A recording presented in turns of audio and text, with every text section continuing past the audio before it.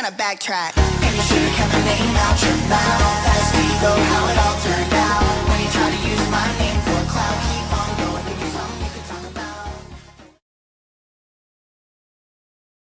Hello, everybody. How are you doing this fine Wednesday, August 20th at 3:06 p.m. Eastern time? I'm doing just fine. Been working all day, just like every other day. But yeah, usually I'm trying to be like going on live before 3 o'clock on most days if I can help it. But shout out to the cousins in the chat. Today I was just busy, had things going on. It's always something, as they say.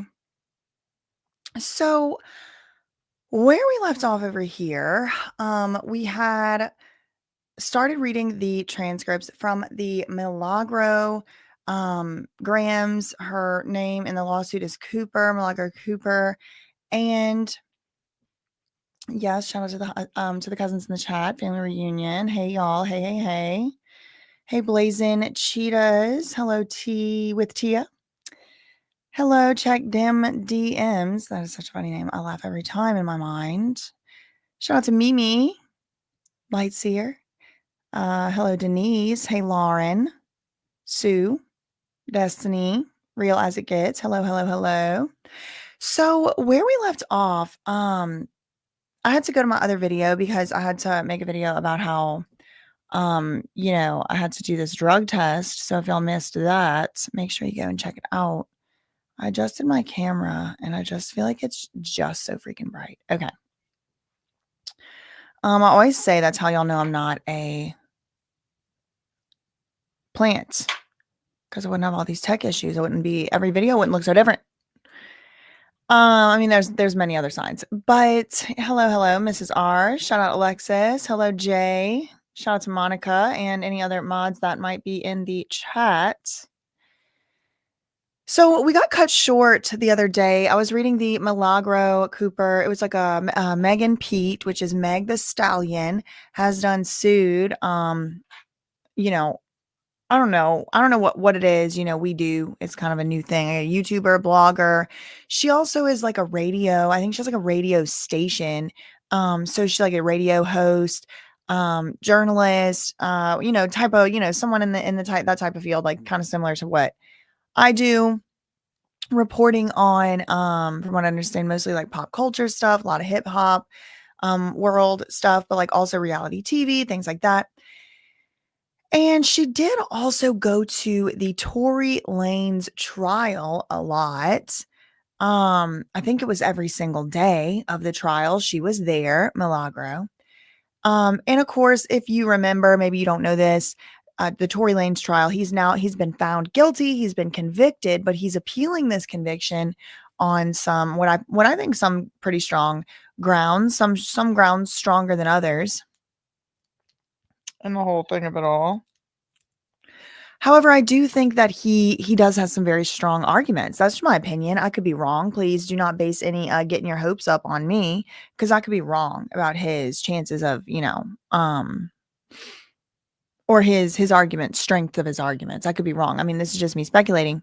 Thank you so much, Kel on Earth, for the $5 super chat. Happy good afternoon, cousins. Shout out to you. Shout out to the cousins in the chat. Hello, Mbambo. How are you? Come on in.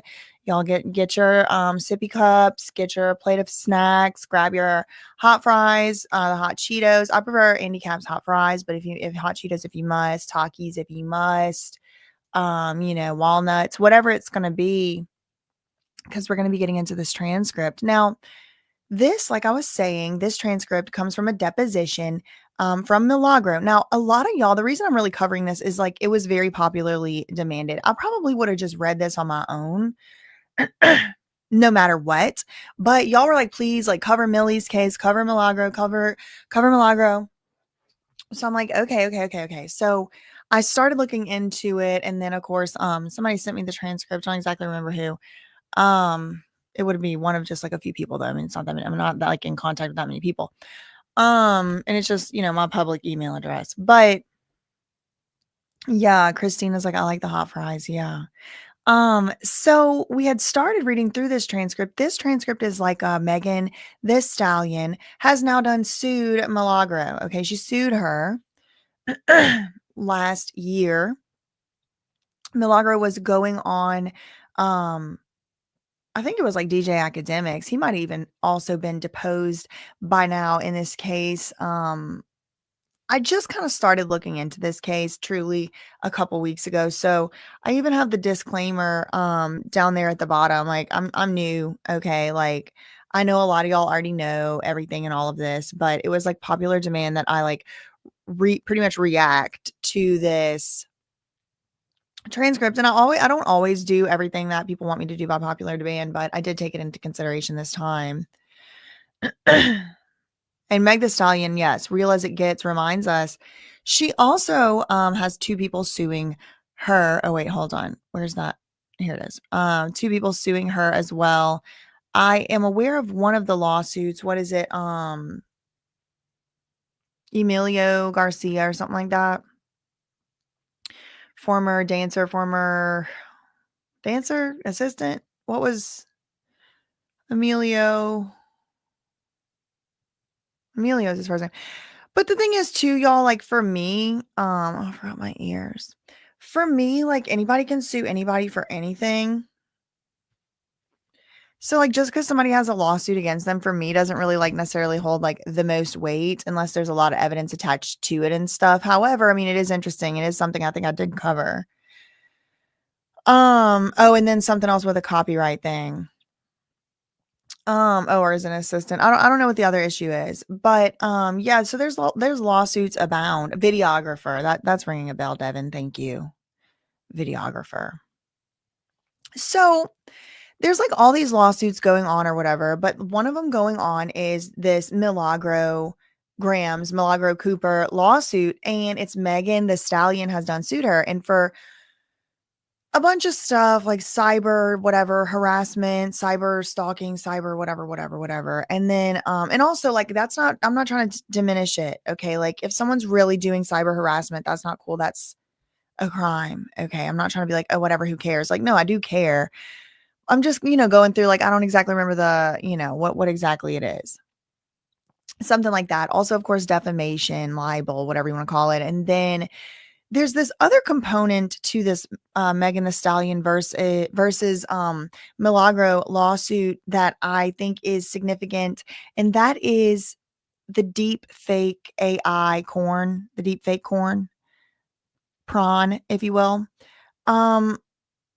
I have interest in that aspect. I find it to be significant for many reasons. One, I think that, I was similarly like someone sent me some deep fake prawn corn type material of somebody who, I had, been in opposition to in litigation and otherwise. And first of all, I didn't really think it was necessarily this person. I thought it was maybe fake and I thought it was maybe AI. But then, the next thing that comes to my mind is, well, what if it is real? Like, what am I really supposed to do with them? Share it? No, hell no, I'm not going to do that. So, I mean, I've kind of been in a similar situation before. And the way that it was being phrased, like Milagro shared deep fake, prawn. But when you actually start looking into, and we did we started reading the deposition. Now, this is a 400-page deposition. So I do think that we haven't gotten there together as a group yet, but I have read that part yet. It's all a blur. I don't know. We'll get to it when we get to it, or maybe we already have. But the way that Milagro kind of explains what happened is she had liked a tweet, and this tweet referenced that there might be a Meg Thee Stallion, tape leaked. But the video wasn't playing itself. It wasn't like the video, because on Twitter it used to be you could have these like naked video, the prawn videos. But in this particular case, apparently, that wasn't the case. It was just an article. It was like a headline or whatever. And she liked it. So apparently she was like in a beef at the exact same time and beefing with Cardi B. And her and Cardi B were like going back and forth. So that's where her attention was preoccupied at that moment, but people kept bringing this Meg Thee Stallion thing up to her. Now, Meg Thee Stallion and Cardi B, interestingly, and perhaps completely unrelated, but I just, I feel like I need to mention it. They were also in a music video and in a song together, WAP, the WAPification of everything. It's like coinciding, in my opinion, with the OnlyFansification of everything. But that's neither here nor there. That's for my ultimate thesis later in my life, not later in this video. Don't worry. But Cardi B and Meg Thee Stallion are like artists on this WAP song, and then they were, from what I understand, filming the WAP music video. Remember who else was in there? It was Kylie Jenner with the leopard outfit and the cheetah and the all that. So, where was Meg Thee Stallion on the night of the Tory when where she got pew-pewed or whatever in the foot? She was at Kylie Jenner's house, and it was right around the time they filmed that WAP video. So then I don't know, at some point, I guess, and so then a trial happens over the shooting that happened later that night, the alleged shooting. I think there was a shooting. I mean, there's shell casings everywhere. I think there was. People called in and heard gunshots. Now, beyond that, do I know what anything else was? No, but I mean, I don't even know that either. I wasn't there, so I really don't know. But why did I start that? Right. So they were at Kylie Jenner's house. Cardi B wasn't there. Just to be very, very clear, Cardi B was not at that party from what I understand. It was Meg Thee Stallion, Kelsey, then Tory Lanez shows up. Corey Gamble's there at some point. Odell Beckham Jr. is there at some point. Kylie's friends are there. They're playing beer pong, whatever. They leave. Pew, pew, pew, pew, pew happens at some point. Sean Kelly calls, makes a call. So all of that from the, same around the same time that WAP is being a video is being recorded or whatever. Cardi B and Milagro later on are like in a beef for some reason. They're in an online argument, online fight. And then while she's in an online fight, kind of like preoccupied with that, people are like, go look at this video. Go talk about the video. Meg Thee Stallion tape leak, whatever. And Milagro's like not really trying to talk about that. This is her version of the story, by the way, from her transcript. I'm just getting into the transcript. Yeah, people go on and, back and forth whether it was a party or not. For me, it's just like, I'm on here for hours and hours. It's just way easier to call it a pool party because, that's what the prosecutors called it. But there's disagreement upon whether or not it was actually a party. It was like, I was calling it a shindig. Party's just easier. So Milagro then, of course, ends up going to court. Tory Lanez is charged with it. There's a court. There's a trial. Milagro goes to the trial. She meets a couple people there, whatever. That's important. That's going to come up in today's transcript reading. We're going to start there. At that part, so it's going to involve somebody that she met at the trial during the course of her going to report on the trial. And then she would go, like, I guess, on live streams and then make videos and stuff reporting from the trial, like what she saw that day. And I think maybe would, y'all correct me in the chat if I'm wrong, and in the comments, but I think she would then go like on various places, like including academics, podcasts, and then tell people what she saw that day in court. She apparently was saying a lot of stuff that was kind of like exclusive insofar as no other media outlets or whatever that were in the court were actually telling those parts of things. I did not follow the Tory Lanez trial when it happened. So every single thing I'm saying, I'm just repeating things people have told me or that I've read. So take that with a grain of salt. I'm not speaking from any firsthand experience here. I've never spoken with any of these people personally. I'm just a member of the public commenting on it and reading these, public documents and just giving my opinion. Oh, wait, is there some type of, like a white party, y'all mean? Is it a party or a gathering of people who have known each other for a while? If you know, you know. TikTok drama. Oh, I don't know. I don't know. Somebody tell me. Or don't. I don't know. If it's, don't tell me if it's depraved or something. Okay, so where we left off yesterday, we had gotten through, I don't know, like maybe about 80 or plus minus 80 pages of the transcript. Again, it's 600 pages, but like actually like reading through it's 400, and we didn't even get to 100 yesterday. And I actually want to go back a few pages and I want to start. Yeah, I don't want to know anything depraved or deranged. Please don't tell me anything depraved or deranged. I want to start kickback. A kickback. Okay, yeah, okay, that's cute. That's a cute way to say it. I like kickback. But they were kinda turning up. Can you turn up that much at a kickback that you get kicked out of the kickback? I feel like kickback is a little more laid back. I don't know. You tell me. You tell me. Thanks so much, The Life of Samad. Rare, unbiased voice on this case. Most just bandwagon hate her over past takes. Your analysis is refreshing. Yeah, I mean, I just like to look at, what's been filed publicly. I mean, in court. I don't know her from Adam. Like I said, I've never spoken to her. I mean, we probably cousins if she's from Texas. I'm just gonna say we probably cousins if she's from Texas. I'm like a 14th, 13th generation Louisianian, Texas, Louisiana. My family never left there for 13 generations. So I'm probably everybody's cousin down there. Okay. But other than that, I'm not gonna run, the DNA. I'm gonna basically be like, take the clue from the I'm gonna take the clue from the LAPD Hollywood division and just not run the DNA to see if we're cousins. But yeah, I mean, I don't know. Maybe I don't agree with everything she's ever said in her life. That's not really my concern though. It's never been my concern about really anything. Um oh yeah, like neighborhood barbecue energy from where I'm at. Right. Like they were a little turned up for a kickback. How she ended up getting kicked out of the kickback.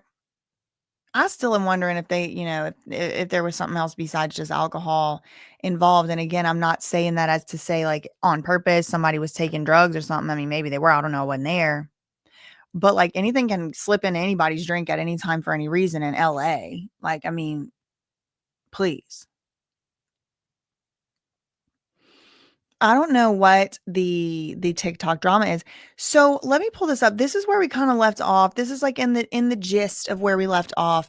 If you are just joining today for the first time, I have one previous video in this series. It's in um,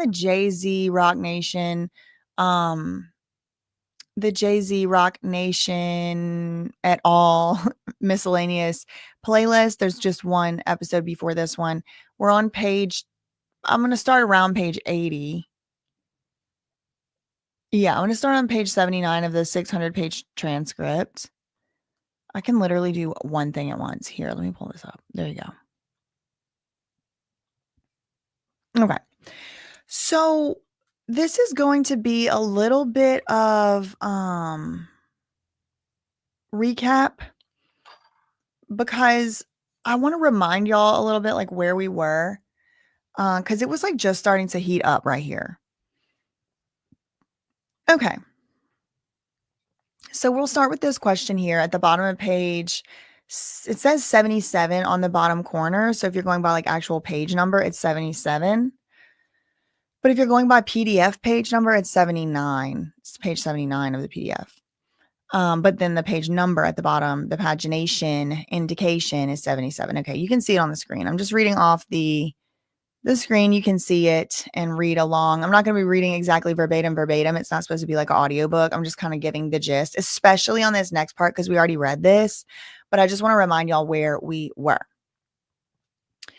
So this is still Megan Thee Stallion's lawyer asking the questions. He says, okay, the question was just the fact that you were going to be giving a deposition in this case. I'm trying to figure out, hey, this is going to happen. Who's in that circle? I'm trying to figure out who you said, hey, this is going to happen. I got to be deposed. Who did you say that to? Is Caesar, a man by the name of Caesar, in that circle? See, who's in the circle of people that Milagro said, I am going to have to be deposed. I got to do a deposition in this Megan Thee Stallion case. Who did you say that to? Is Caesar one of those people? Yes. Milagro said, yes, I did. Milagro said, yes, I did talk to Caesar about having to do a deposition in this case. Yes. Okay. Anybody else? And we're going to talk about Caesar. Okay. Don't worry. If you're like, who's Caesar? Don't worry. That's like the whole point. That's why I'm starting here.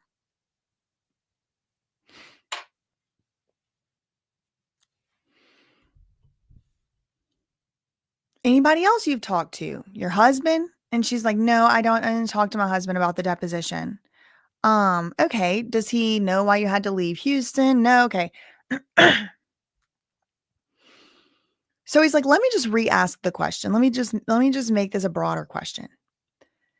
In the case of Megan P, that's Megan Thee Stallion, against you, who were the people in sort of your life, not your fans, but people who you directly deal with, who you have spoken to about this case, like your people in your life, not fans, but like who have you told personally, I got to be deposed? She said, Caesar.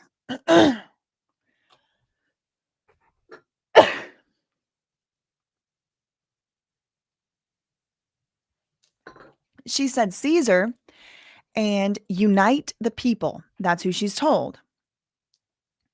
Okay. Caesar and is Caesar from Unite the People? She said, yes. Per my knowledge, he's over it, meaning like over the organization. He heads it. Okay. Seemed like okay. And she said, but I'm not going to unite the people anymore. Now, apparently, this is like news. Like, this hasn't been known by everybody for a long time. Some people were thinking that this Unite the People organization was still working with and representing Milagro, but she said in her deposition here on page 81 of the deposition, I'm not going to unite the people anymore.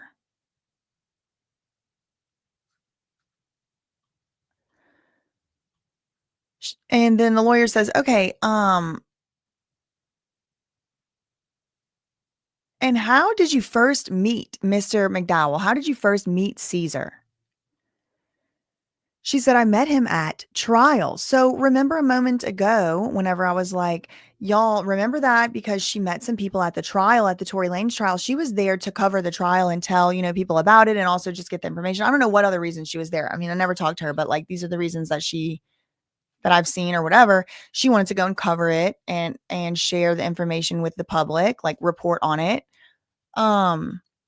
But while she's there, she meets some people. She meets this guy, Caesar. Caesar owns an organization called Unite the People. And this Unite the People organization, you will come to find out, has some association in some way with Tory Lanez. Oh, my nose is so itchy today. Every time when the seasons are changing, it gets like extra itchy because it's like seasonal. Okay, so the lawyer says, okay, and Daystar Peterson, he also goes by Tory Lanez, right? She's like, yeah. And he's like, okay, well, I'm going to call him Tory Lanez for ease of reference. Okay, and what were the circumstances? It was in connection with the trial. So were you introduced to Caesar by somebody? She said, no, it was just like an in passing. Hi. Okay.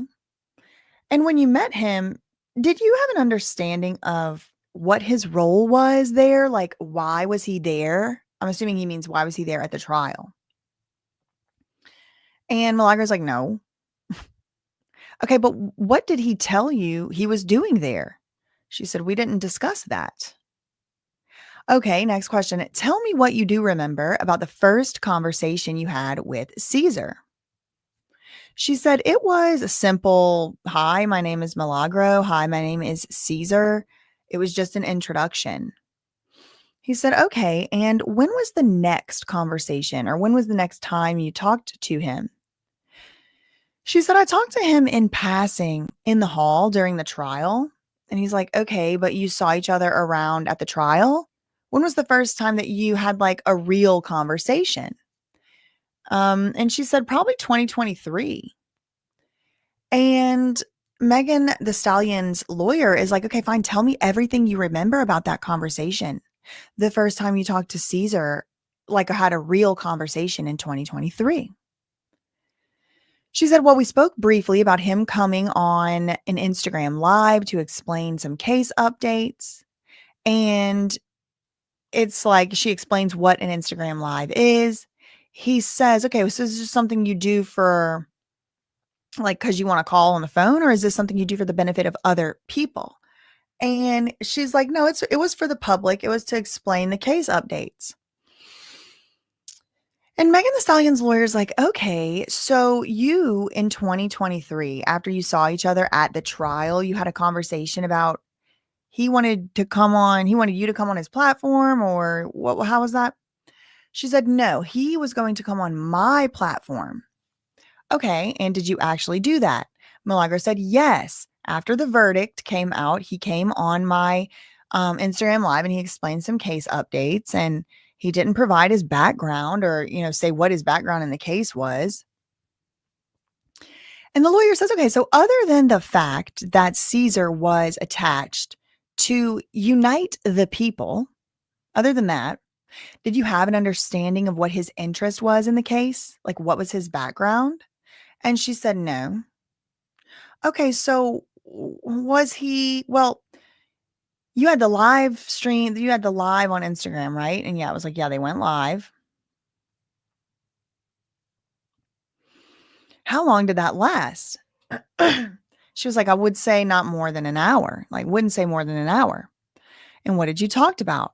What did you talk about? She said, I don't recall past what I already told you, that it was a case update. And I don't know what the case update was at the time, because probably there had been many case updates to talk about or whatever. He said, did you do more than one of those Instagram lives with him? And she said, yes. How many altogether, if you had to add them up? She said, no more than 10 Instagram live case updates with him. Okay, and was the one that you did after the verdict, was that the very first live stream that you did? She said, I believe so. With him on Instagram Live. She said, I believe so.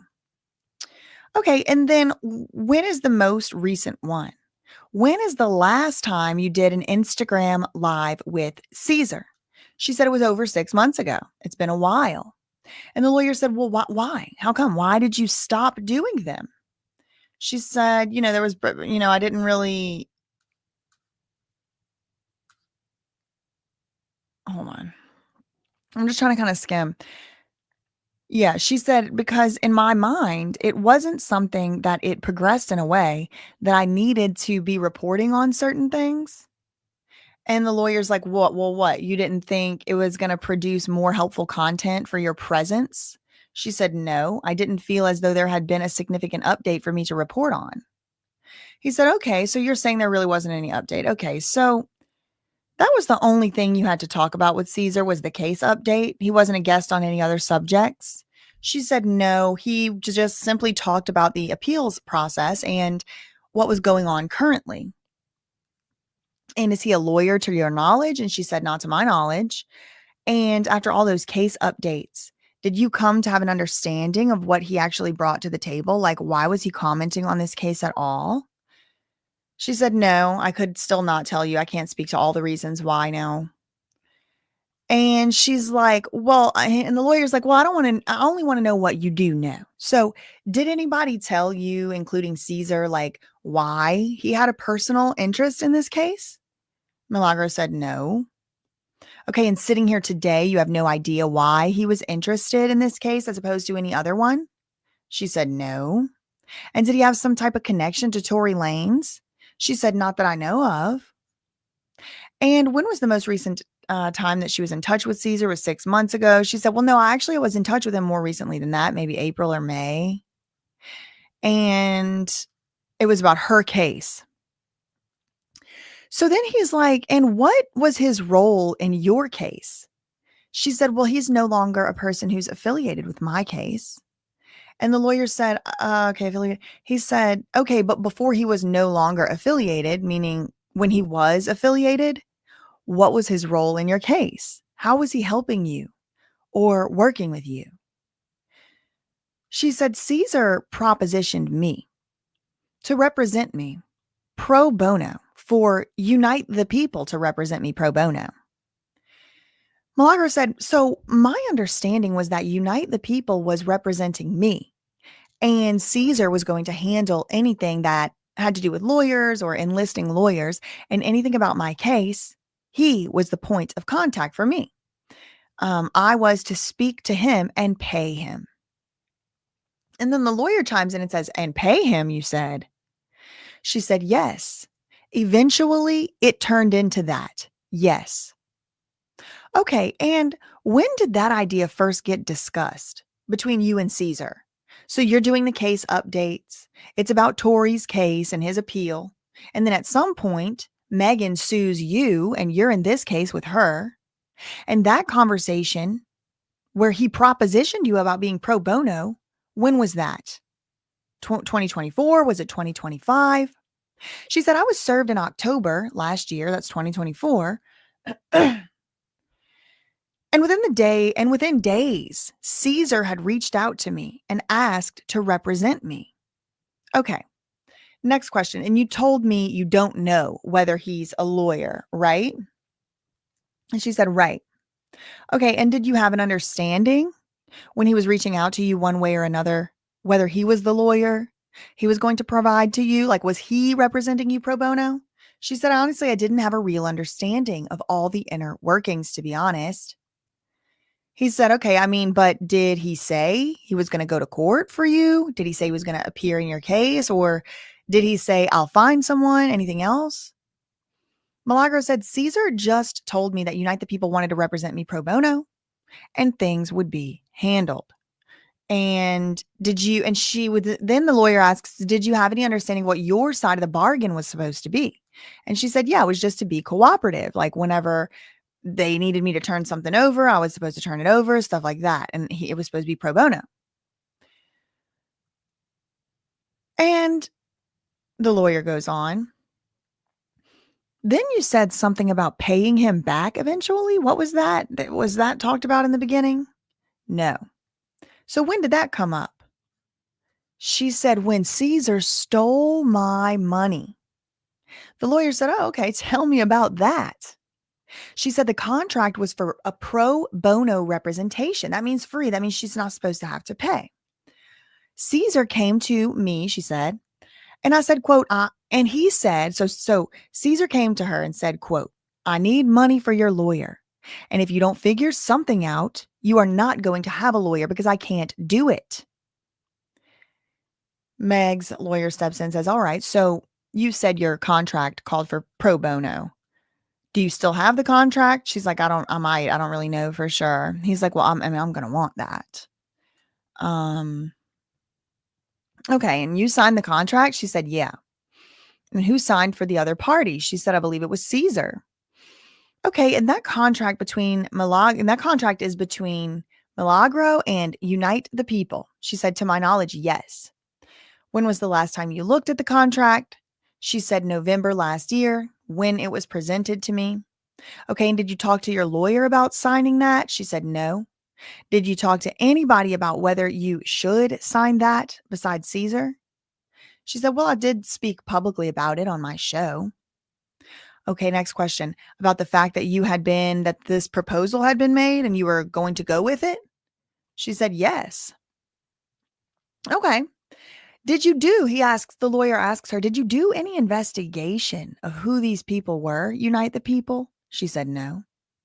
He said, so you were entrusting your legal defense to them, right? She said, right. And that's a pretty big step.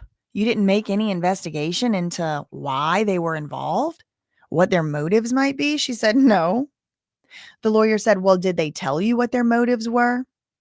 She said, Caesar said he created Unite the People to help people like me that he believed were being bullied and taken advantage of.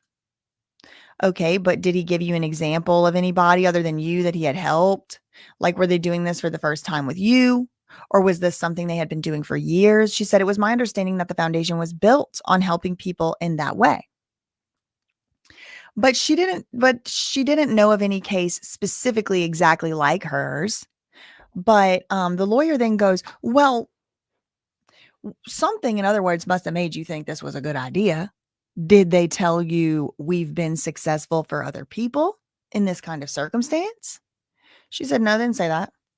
Okay, well, did you think they had any expertise in dealing with this situation? She said, I did once I spoke with them. Okay, and what did they tell you that made you think they had expertise in this type of case? She said, once I spoke to the lawyers, They actually did link her up with this lawyer, Michael Hayden, Hayden. And once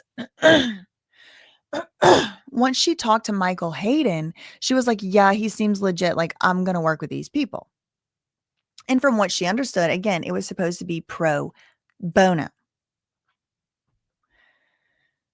So it was supposed to be pro bono. And then Caesar, so this is Milagro here, this page 94. Caesar told me because of Unite the People's role that I had to pay the lawyer directly. I started a campaign on Give, Send, Go. That's kind of like a GoFundMe thing. She said I withdrew the money and then I sent it to Caesar via Zelle in increments. I had sent maybe about $9,000 to Caesar.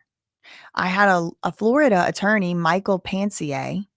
He reached out to me. Okay, and then they get into a discussion about privilege. Okay, so the next question. So at some point, Caesar, who's not a lawyer, reaches out and says, whatever it was before now you have to pay, right? He's like, I need money for lawyers. Do you have a conversation about that fact? Like that wasn't the deal? She said, absolutely. Yes, I did. The lawyer said, okay, so tell me about that conversation. Was that in person or on the phone? She said, on the phone. Okay, and what did you say? What did he say? She said, well, I told him I felt really abandoned and I was upset because it was supposed to be pro bono. I told him I would try as much as I could, but that was pretty much it. He basically told me it takes money and you need to find some money. Okay, so did you have an understanding as to whether Unite the People and other sources of, did you have an understanding as to whether Unite the People had other sources of money to help you? She said, no, I had absolutely no idea about that. Okay. Next question. And when they first started to represent you, when they first proposed representing you pro bono, did you have an understanding of how they were going to pay the lawyers? She said, no, not at all. Did you have an understanding of who funded them generally? This is an interesting question because now I'm curious. Who funded them generally, Unite the People? She said no. Okay, and then the lawyer asks, did you understand anybody who was a donor? I don't know. Did you know anybody? I don't know. I'm still stuck on understanding up here. Did you know anybody who was a donor to Unite the People? She said no. Okay, and other than this money through Zelle for the lawyers, did you ever make donations to Unite the People? She said no. Do you know who the principal members are of Unite the People? No. Do you know who any of the members are of Unite the People? She said, yeah, Caesar McDowell, Michael Hayden. Oh, man. So these lawyers that work for Unite the People who were going to represent her are members of Unite the People. Maybe member just means like, I'm a member of it. I'm one of the lawyers they use or something. She said, the lawyer said, so wait, Michael Hayden and Walter, these are the lawyers that were representing her at some point, I think. He's like, those two lawyers are members of Unite the People? Milagro said, I believe so. Okay. Anybody else who was attached to Unite the People besides Caesar and Michael and Walter that you know of? She said, yeah, I mean, they do have other people in their office that I've spoken to, but I don't know their names or exactly who they are. Okay, and where is their office? She said, I've never been to it, but I believe it's somewhere in California. Okay, and tell me everything you can about what Unite the People was doing before they offered to be your lawyer. Like, what did you know? That's a big step. So what did you know about them in the real world? Had you ever heard of them before? He's trying to get this. He's eliciting an answer. She said, my only point of reference with Unite the People was the association with the Tory Lanez case. All right, he said. And what did you understand with that association? So just let me put a pin in this real quick. Let's pause for just 1 second. Unite the People, and I learned this here and while reading the transcript, is associated somehow with Tory Lanez's case. Remember how Milagro met this guy, Caesar McDowell, the principal, whatever. Maybe I don't know if he's a principal, but the guy who Milagro alleged was over the Unite the People. He was at the Tory Lanez trial. Milagro said she met him at the Tory Lanez trial, and it was within days that she was sued by Meg Thee Stallion that Caesar reached out, offering her propositioning her, she said.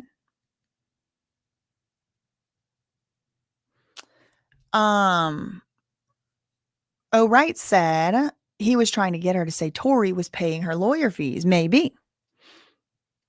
Okay, Alexis, thank you. This is good context to know. Alexis said Tory was a previous donor to Unite the People before his conviction. I feel like they're trying to see if she knows that. Could be.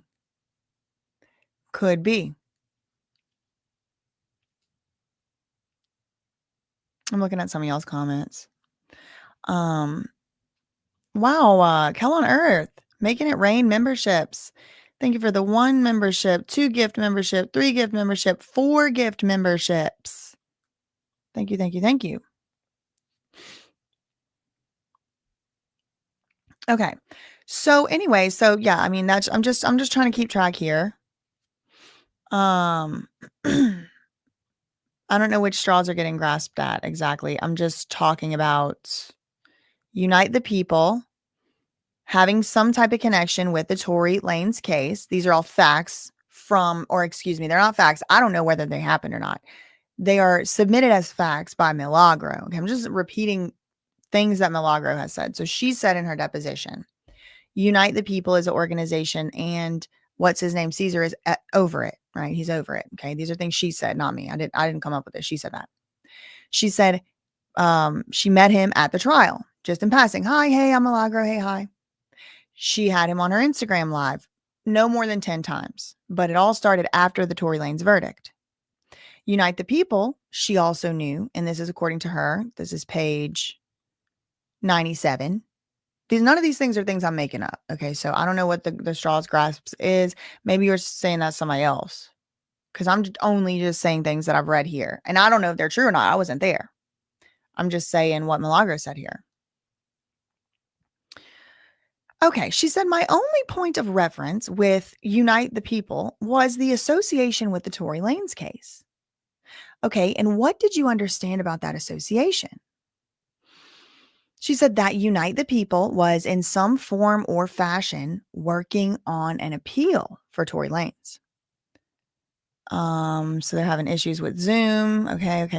And did you think Unite the People was connected in any way with Tory Lanez's camp? And this is excellent.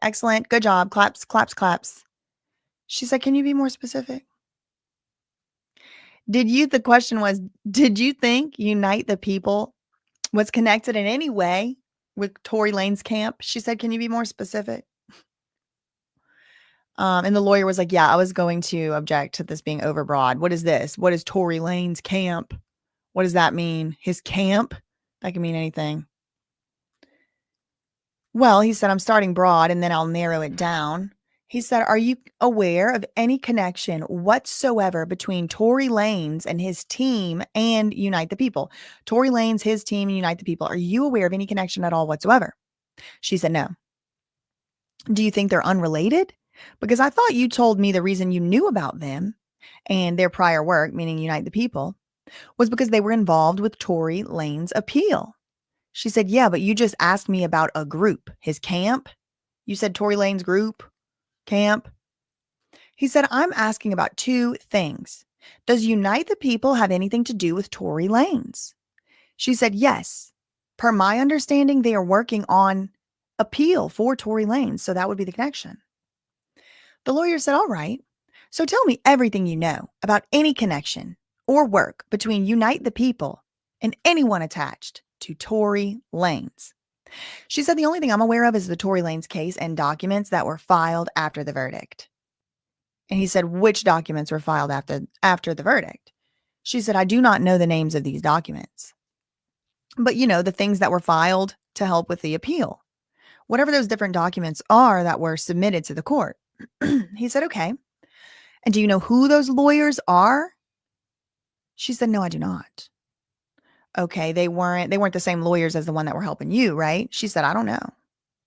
Okay, so you understood that Unite the People was involved in Tory Lanez's appeal and that Tory Lanez appealed his conviction. Maybe the motion for a retrial? She said, no. I mean, all I know is about the appeal for sure. The lawyer said, okay, I don't know why I put a box around this. I must have thought it was important. Okay, have you ever discussed Unite the People or their work with Tory Lanez's dad? Okay, so Tory Lanez's dad enters the chat, enters the um, deposition transcript chat around page 99. Have you ever discussed Unite the People with Tory Lanez's dad? Yes, I have, she said. How many times? How many times does that come up in your conversations? She said, only a few, I would say. Okay, and when is the first time you communicated in any way with Tory Lanez's dad? She said it was in 2020. Okay, the lawyer says, I'm going to call him Sonstar. That's his name. Sonstar. So Sonstar is Tory Lanez's dad. Okay, so what were the circumstances when you first communicated with Sonstar, Tory Lanez's dad? She said, well, he had sent me a message on Instagram in about 2020. She doesn't recall or remember what exactly the message said. He said, okay, well, generally, it got your attention. What did you do after you got that message from Tory Lanez's dad? She said, I responded in some form or fashion. I really don't recall what I said. And then the lawyer says, what was the subject matter of this message from Tory Lanez's dad? She said, it was my show. He must have messaged me about my show.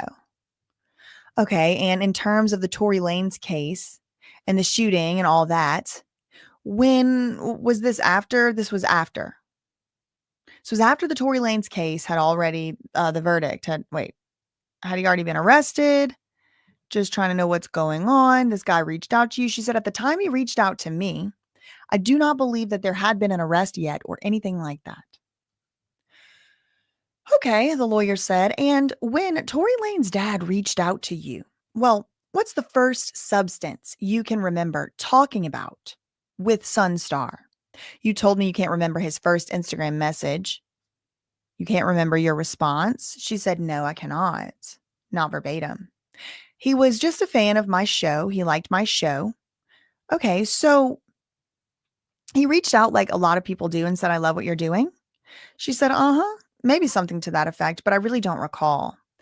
Okay, next question. Was he trying to connect with you to have further conversations? She said, I really don't recall. I believe it was a simple, I like your show. Maybe something like that. Okay. And if you were to start there and fast forward all the way to today, how many conversations do you think you've had with Sonstar? That's Tory Lanez's dad. She said, I could not give you an approximate number. He said, is it less than 5? She said, more than 5. More than 10? She said, it would just really be very difficult. I have literally no idea how often or how many times I have spoken to him. The lawyer said, I mean, we've looked at the files. It's probably hundreds, right? She said, I don't know. Okay. Are you in a position right now to say it wasn't that many? She said, I don't know. You can't distinguish between whether it was 5 and 10, 5 or 10 and 100. She said, no, because then I would be giving you a number. I would be guessing. Remember at the beginning of the deposition, he was like, don't guess. I don't want you to guess. Don't guess. He said, well, I don't want you to be precise, but I want you to say what you would say if you were pressed on it, which is what I want you to do the best you can. Is it more than 10,000? She said, I don't know. You do know. You do know you were on them, right? She's like, I mean, it's more than 100. Okay, fine. More than 100. Over what? Over what period of time? 3, 4, 5 years? She said about 5 years. Okay. And how would the two of you communicate? Would it be on the phone call? She said, yes. All right. And did you guys do other things? Zoom, any other formats? She said, no. Lawyer said, okay. And how would you describe the reason you had all these conversations? Why were you talking so much? And Milagro said because of the role that Tory Lanez's dad ultimately occupied. She said, I feel in my life as a father figure and mentor. Okay. So you said father figure and mentor. And when did you first start thinking of Sonstar as a father figure or mentor? Like, did it get to the point where you thought of him? When did it get to the point when you thought of him that way? She said, well, Sonstar came, this is Tory Lanez's dad, to Houston for a visit. It was after that that they started to get really close. Okay, is that still probably during 2020? She said, no, maybe 21, maybe. And how does that compare to where the case was? Where was Tory Lanez's case? Was he awaiting trial? She said, no. This was in like 2021, maybe. So, no. Okay, next question. So, Tory Lanez's dad comes to Houston. Tell me about whatever interaction you had with him on that trip. She said, I believe I did a show. And then me and my husband and my children essentially we spent the day with him. And the lawyer's like, so did he appear on your show? She said, no, he did not appear on my show on that occasion. No. Okay. So the lawyer says you did a show. Tell me what that was. Milagro said it was routine. I literally just did a regular show that day. And when I got done, we went and had a day out. Oh, but Tory Lanez's dad was not on the show. She said, no, it wasn't about him at all. It was like a word day. It just happened to be what she was doing that morning. Okay, the lawyer says. And then you did something later in the day with your family and him? She said, uh-huh. And what did you guys do? She said, we chit-chatted and then we went to dinner. Okay, and you think this was probably in 2021? Wait, what was it in your interactions with him? Well, let's start with that. When was it that you started thinking of him like a mentor or a father figure? Was it something in that first dinner? Or by then you were like already getting there? She said, per our phone conversations, and I think that it was more solidified once we got to spend some time with each other with the family, my family. Okay, the lawyer said. And other than the Tory Lanez case, what were you guys talking about? What were you talking about with Tory Lanez's dad? Milagro said we talked about faith. We talked about different things that I may be going through. Very faith-based, I would say. And he was a minister of some kind, the lawyer asked. And she said, I believe he was, yes. The lawyer says, are you the same religion as him? She said, yes. Okay, and what is that religion? She said, Christian, Baptist, we believe in God. Okay, so you guys bonded over that, I guess, right? She said, yeah. Okay, all right. Megan Thee Stallion's lawyer goes on. How much of the hundreds of conversations over the years that you had of mentoring and like general, how much of what you talked about was actually kind of related to the Tory Lanez situation, where he is, how he gets out of there, that kind of stuff? And Milagro says actually it was kind of limited. We didn't talk about it that much. And that surprised me because I expected her, I didn't know what to expect from her, but I expected that what the lawyer was trying to get out of her was that they talked about it all the time. And of course, I don't know what they talked about because I wasn't there. I wasn't on the phone calls. But she's saying, no, we didn't really talk about it that much. We didn't really talk about the Tory Lanez case of it all that much. We talked about other stuff, like faith-based stuff. Like that's how he became a mentor, because I was asking him about advice and different stuff about life. The lawyer said, okay, but you talked about other stuff more than the Tory Lanez case? And she said, absolutely. Okay, next question. What were those other things? Faith, you said, right? She said, right. I have 2 children. So, Sonstar also has 2 younger children who are about the ages of my 2 children. And that's another talking point. And that's it. Day-to-day things, honestly. Okay.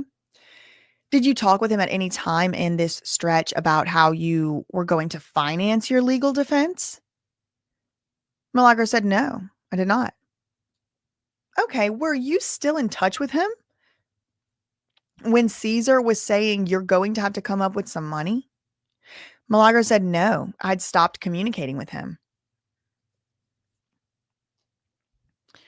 Okay, when did you stop communicating with Sonstar? She said, once I was served with the Megan Thee Stallion lawsuit, I stopped communicating with Tory Lanez's dad. with this lawsuit that we're here for the deposition for today. Yeah. So like October of last year. And whose decision, the lawyer asks, was that to stop communicating? She said, it was my decision. He said, did you reach out and say to him, I'm not going to communicate with you anymore? She said, no. So you just stopped communicating with him? She said, yeah. Did he reach out and say, hey, you're not calling me anymore? What's going on? She said, yes. And what did you say? She said, nothing. You just didn't respond. She said, right. And you've never communicated to him a reason why you stopped being in touch? She said, nope. Even though he was a father figure, a mentor, close, religious bonding, you just cut it off? She said, yes. And what would you say your reason for that is? Milagro said, because of the accusations against me per this lawsuit. So I just want to pause right there. I believe her because I did a very similar thing. I used to be very open and very accessible. Now it's very, very difficult to get in touch with me, to get a hold of me, to pin me down. And it is because of stuff like this. Not only will they accuse you of doing stuff you definitely not doing, but they will also then try to drag people into it. So-and-so, she was talking to so-and-so about it. So then that person has to get deposed. And it's like all, I think, in my opinion, just to isolate you and make it to where like people are aggravated that they're your friend and they don't want to be around you and they don't want to be involved with you because they might get dragged into court. That's my opinion. I don't know if that's what's going on in this case, frankly. I don't know if that's necessarily what's going on in my case. It felt like it. Definitely felt like it. And so I cut people off. And this just shows you how malicious, vicious, and truly harmful this lawfare type stuff is. Because I do believe her in this transcript on this part where she says that she developed a close relationship with this man. She needed advice. She needed faith-based encouragement. She had a father figure in her life, which is something as a young woman, all of us need at least one, if not multiple father figures in our life. Every woman needs father figures in her life, even as adults. And so, yes, I do believe that she stopped talking to him out of nowhere. And I do believe it probably hurt him, who knows how close they had gotten to the family, her family. And it really sucks. This is one of the less talked about, but obvious side effects and harms of being the victim of lawfare. And I certainly am the victim of lawfare by a group of deranged lunatics. And so do I know for sure that's what's going on in this case? No. But like as someone who has been in a somewhat similar position to what Milagro is describing in this transcript, this checks out. This tracks to me. Virgo's got a mean cutoff game. It is. It's hot and cold. It's on and off. But it's not. It doesn't make me happy. It's not like, oh, I'm quit. Cut them off. No, I don't like it. But like for self-preservation and for protecting people, for protecting other people, from this lawfare abuse, this misuse of the legal system. It's like a lot falls on you when you're in these positions. San V said Millie answers questions, but then he just keeps pushing for his narrative of what the answer should be. It seems that way. Okay, so he's like, he don't get it. He's like, wait, you just stopped talking to this father figure because we sued you and accused you of working with him and him financing. So we just made heinous allegations against you and you stopped talking to him. Can you explain that to me? He don't get it. I know Monica's like, no one's scaring me off. Monica has been a real one. She was there when there were 7 in the chat, y'all. Okay. So he's like, explain it to me. She said, I was being accused of essentially colluding with Tory Lanez's dad. I did not want to add to that, so I stopped communication. The lawyer said, "Oh," implied, "so our plan worked." So you thought if you continued to be in touch with him, people would continue to say you are colluding with him? She said, "Yep." To get these messages out? She said, "Yep." All right. And have you had any contact with him since then? She said, "Yes." He said, "Okay, so tell me about that. How many times?" She said, "Maybe once or twice." So you in your mind, the lawyer goes on, in your mind at least, you ceased the communications? She said, "Yes." Or she said, "Uh-huh." He said, "When you got the lawsuit, you ceased the communications when you got the lawsuit because you didn't want people to say you were colluding." She said, "Right. But you still had one or two interactions after that." Can't even call him. And it's actually sad whenever you hear what her interactions with him were for. She said, "Yeah, I did. I had one or two more interactions after that." More recently. "And what were the circumstances?"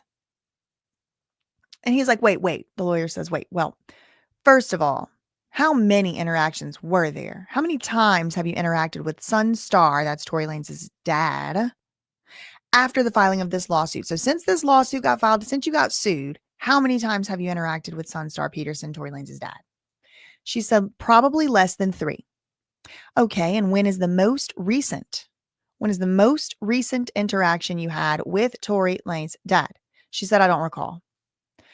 Maybe a couple months ago. Maybe July. So like the month before, not in July. I said July now. You said it was October. I'm saying the period we're talking about." Okay. She said, No, it was in the more recent months in 2025 that I have had a chat with him." The lawyer said, "Okay, can you separate out the 2 or 3 calls in your head? Were they different subject matters?" She said, "No, it was all the same subject matter." Okay, the lawyer said, "So you've made a decision. You're not going to be in touch with him. Who initiated contact the first time after the filing of this lawsuit?" She said, "I couldn't say who initiated contact the first time, but somebody called somebody or reached out." She said, "Right.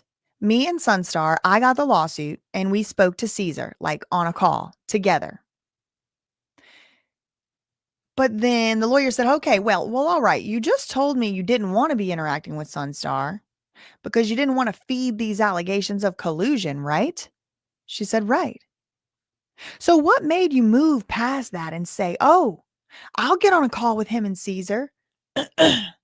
She said, "Well, I got on a call with him and Caesar because I was accused by the blogs of receiving a certain amount of money from him." So she's like, "I was being accused of receiving money from him. And Caesar, I wanted to talk to Caesar and the lawyers about it. And I think they patched him in or something. They actually called, it was a 3-way. They patched in Tory Lanez's dad. I was talking to my lawyers. And I think they patched him in or something." The lawyer said, "Okay, was Caesar trying to get Tory Lanez's dad to contribute to your lawyer fees?" She said, "No, I think you wanted to understand the alleged payments. Like people were like one of the allegations against Milagro is that she is paid to push certain narratives. Is one of the allegations. Now, in this, I think they are trying to say that Milagro received money from Sonstar or from Sonstar or from hold on, I need to send a text.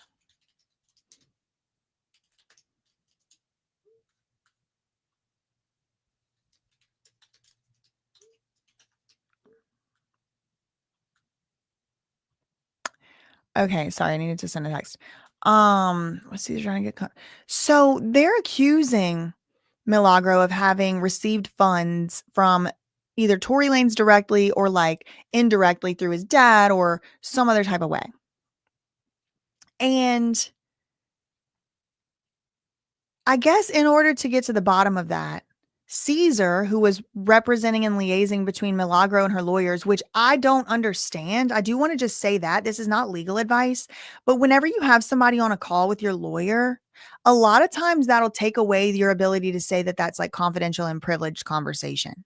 Like, unless the person has some reason to be attached to the privilege, like maybe it's your spouse, maybe it's something like that. This is not legal advice, but like, I don't know It's actually a bad idea. I wouldn't wanna do that. To go to be, like, go to a company to and I'm not saying it's a bad idea because of Milagro, I'm saying the fact that they set this company up this way and that they are doing it this way as a company is what I think is the bad idea. I don't think Milagro or any client would have any idea about this. And maybe I don't have any idea about it. This is just stream of consciousness here. If Caesar is the point person, he's not a lawyer. What in the hell is he doing on lawyer calls? He's a third party. He's not a lawyer. He's not privy to the like. What does he need to be on the lawyer calls for? Those are supposed to be confidential. It's like privilege, confidential, and all that. But you're going to waive your privilege if you have all these extra third parties, fourth parties, fifth parties on the call. That's not your lawyers that are representing you. Caesar's not a lawyer, Indigenous girl said. Right. So why is he on these lawyer calls? Because I think it destroys the privilege, or it can. It can. Was Caesar trying to get Tory Lanez' dad to contribute to your fees? She said no. I think he wanted to understand the alleged payments. Okay, well, at this point, had Caesar already said, if you don't come up with some money, we're not going to be your lawyers? No, he hadn't said that yet. Okay, so you were still a pro bono client of Caesar and Unite the People. She said, well, I don't know the exact dates on that, but I believe I was already with Unite the People and they were representing me pro bono at that time. Okay, and did Caesar ask to be able to talk to Tory Lanez or vice versa? She said, I don't recall. Okay, so once y'all were on that call, what was said? It's you, it's Tory Lanez' dad on the call, it's Caesar for some reason. It's also the lawyers. What did they talk about once the three of you got together? It was something about payments? Mm-hmm. Okay, so tell me what you remember Caesar saying and Tory Lanez' dad saying and what you remember you saying. Milagro said, well, Caesar on that call, he said, or I believe that I sent some screenshots of some blogs running an exclusive that I had received some money from Tory Lanez' dad. And so when we got on the call, I sent a text explaining what those were about, a text to Caesar. No, she said, I sent a text to Sonstar. So I guess you saw people out there saying you were getting money from Sonstar, right? She said, right. Okay. And then Caesar wanted to talk to you about what was really going on and get to the bottom of it. Is that right? She said, right. Okay. And then you wanted to put Caesar with Sonstar to get to the bottom of it. She said, no. I believe it was Caesar who wanted to include Sonstar to maybe get two perspectives. This is interesting. I'm going to put a box here. I do have some questions about this because Milagro said in black and white here on this transcript that was sent to me, Caesar stole her money, she said. She said, I'm not saying Caesar stole her money because I don't know. I wasn't there. That's what she said. So I'm just marking this here. It's interesting to me, especially with all the entanglements that Caesar and Unite the People have with the other case. And it's just like, wait a second. You mean to tell me one of the few times she talked to Sonstar Peterson that they're allowed to hang their hat on and be like, oh, yeah, she's still talking to Sonstar. One of those whole entire times of 3 or 2. So like 30 to 50% of those times was because Caesar from Unite the People, who Milagro claims stole her money.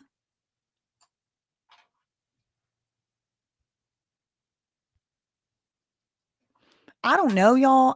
These are questions I have. I don't know. I just got here. I'm brand new to the case. Oh, right. Said this bit of news was definitely news. Oh, new. Excuse me. New. This bit of news was definitely new to me. Galactic Barbie doll said, I am disappointed in Caesar. Oh, T with Tia said, sounds crookish. Caesar, the scammer, Jay, don't do him that. We don't know if he's scammed. These are just questions. I don't know. It's interesting some of y'all didn't know this. You know, this has been kind of glossed over, but I mean, put a 1 in the chat if it makes you a little concerned about their involvement with the Tory Lanez case. I'm going to put a 1 in the chat because Caesar is apparently ahead of it. He's not some rogue, doofus. And again, y'all, I don't know. I wasn't there. Becky said 1. Destiny 1. TT 1. Oh, Lord, y'all. Put a 2 in the chat if you weren't concerned about it till right now. Put a 2 in the chat if this video made you start being concerned. Put a 2.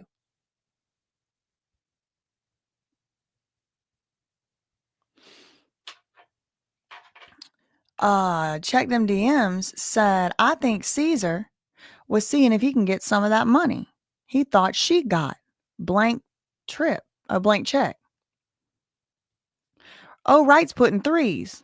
So, oh, right, that means were you already? Is a typo or you were already? Alexis said, honestly, 2. Now, what I'll tell y'all, I didn't do this video to make y'all aware of that. I was thinking at least some people already did know that. That being said, it seemed little by little that not everybody knew all these parts of this transcript. I mean, it is a lot to take in. Barbie said definitely got glossed over. Now, I don't know if any of this is true. I'm just reading. Okay, I'm just reading transcript. I'm not the first person to read it either. There's other people that read this transcript. Okay. So the lawyer, he's hitting her with the change up, trying to get her to admit to something. She didn't say this earlier. He's like, oh, and you wanted to put Caesar in touch with Sonstar to get to the bottom of it? She said no. Caesar wanted to include Sonstar to maybe get 2 perspectives, but I couldn't speak for him. I couldn't speak for Caesar. You got to ask him. Okay, next question. And on that conversation, did you guys talk about whatever money had changed hands between Sonstar and you over time? Yes. Okay, and do you remember the amounts that you were talking about? She said, I remember the overall amount, but maybe not like the individual specific amounts. And the lawyer says, so what was the overall amount? She said $3,000. Okay, and the lawyer goes on, and people in the blogs were saying that money flowed from Sonstar to you. And they were saying that was to advance the message of the Tory Lanez situation. She said yes. So people were accusing her of accepting up to $3,000 from Tory Lanez's dad to advance the message of, free Tory or whatever. She's supposedly one of these getting paid blogs.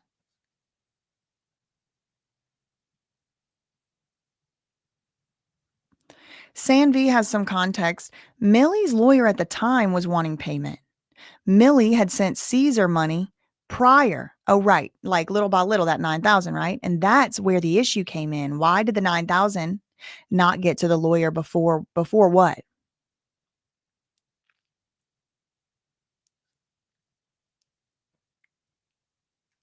The Life of Samad said, I knew he was trifling when he was responding to people's DMs about her case. Jay is like, that's not enough. 3,000, that's it. Indigenous Girl said, never happened. Sanvi said, this conversation that's being read right now was before the money was taken. Right.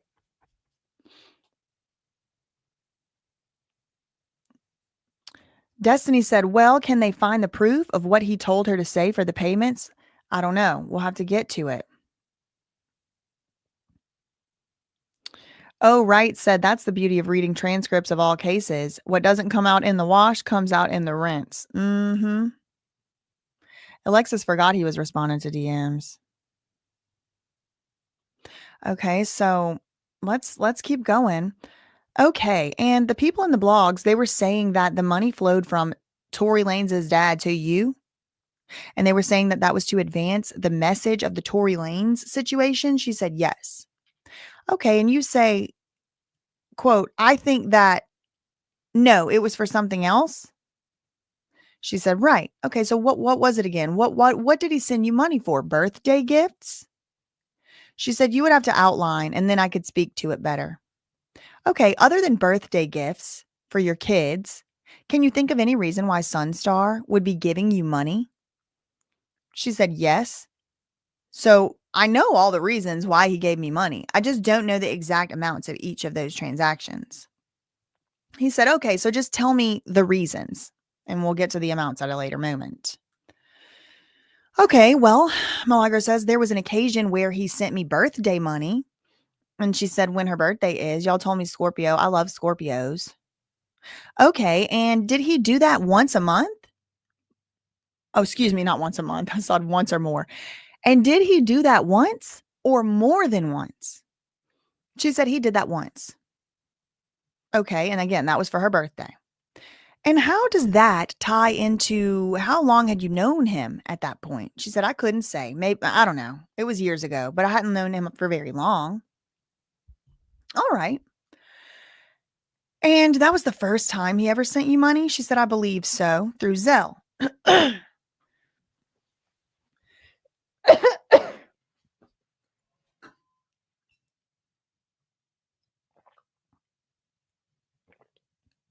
Okay. And were you surprised? A lot of other people send you cash that day? Yes. Okay. So did you? Well, okay. I asked you the question, were you surprised that Sonstar sent you money on your birthday? She said, well, I don't know if that's what I would say. That's the adjective I would use, surprised. Um, and like honestly, slay. Educated queen. Were you expecting it when and we know she is because she gave her like whole resume yesterday and she's like very educated. She even has like pretty much like a master's. Like all the coursework for even a master's, I think she said. She started, she didn't finish. Same here. Me too. Um, were you expecting it when it came, the birthday money from Tory Lanez's dad? No. Okay, so after the money came, did you talk to him about having sent that money? She said, I do believe I thanked him. Okay. And how much was that first birthday payment? She said, I don't know the exact amount. It was a few hundred though. Okay. And you said other people sent money. Were you fundraising for your birthday? She said, my fans send me money for my birthday as a gift. Oh, well, if I have any fans, I want them to send me money too I want birthday money. My birthday's coming up, y'all. September 4th. I'm going to be like indisputably, nobody can argue mid-30s. There's no more arguing. I mean, I'm already there, but I'm going to be 35. I'm okay with that though. I have a lot to show for it. So that's okay. You know, I've lived a good 35, you know, so I'm packed up, prayed up, ready to go up. I ain't really scared of getting old. So let's go, you know. All right. I don't know the exact amount of the birthday. Okay. And you said other people sent money too. Were you fundraising? She said, my fans send me money for my birthday as a gift every year. Okay. All right. So you had this first conversation with Caesar and Sonstar to talk about how Sonstar's payments to you are being characterized, basically, right? That was the first conversation. Yes. And I think you said there was 2 more conversations between the filing of the lawsuit and now. Other than that one about the money, what else did you talk to Sonstar about? She said I had a disagreement with a family member. He said, tell me everything you know about that. Who's the family member? She said, my sister. Okay, and what was the nature of the disagreement? She said, it's really just a tense situation because my biological father is dead. Shout out mine too. And paternity has been established now, but oh man, that sucks. The paternity was not established prior to his death. So there's just a lot of issues with paternity, basically. So it's caused a strain in my relationship with my sister, and it affects how, you know, okay, what's your sister's name? Michonne. I'm going to object regarding the relevance. I'm not going to do much on this. I just want to understand the Sonstar angle. Next question. Did Sonstar, that's Tory Lanez's dad, did Sonstar know your sister Michonne? No. I don't know if it's Michonne or if it's Michonne. I don't know. No. Tory Lanez's dad does not know my sister. Okay, but next question, because it was kind of dramatic. You were saying this guy is a mentor, like a father, and then you decide to just stop communication. You told me when the lawsuit was filed, you just made that decision, right? She said, yeah, because you didn't want the appearance of colluding. Yeah. But then you were willing to have a conversation with him about the money issue. Yeah. She said, yes. And now you're willing to have a conversation with him about some tension with your sister? She said, yeah. Okay, and what did you think Sonstar could do to help with your sister? She said, it was more for me. Like I said, our relationship was really faith based.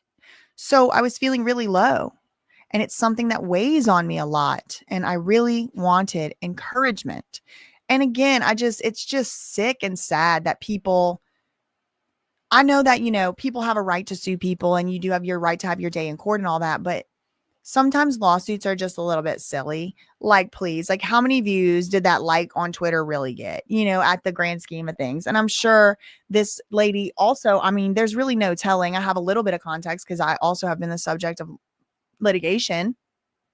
And, it's very stressful. It consumes a lot of your mind space, your mind share. It consumes a lot of your time. It consumes almost all of my money. Almost all of my money goes to lawyers and lawsuits. And so it holds you up from being able to advance in your life in some ways. It holds you up from being able to do things that you should be able to do, talk to people you should be able to talk to. It takes your rights away for a while of, like, for example, free speech, because people get gagged for these gag orders. I mean, it's all of this stuff.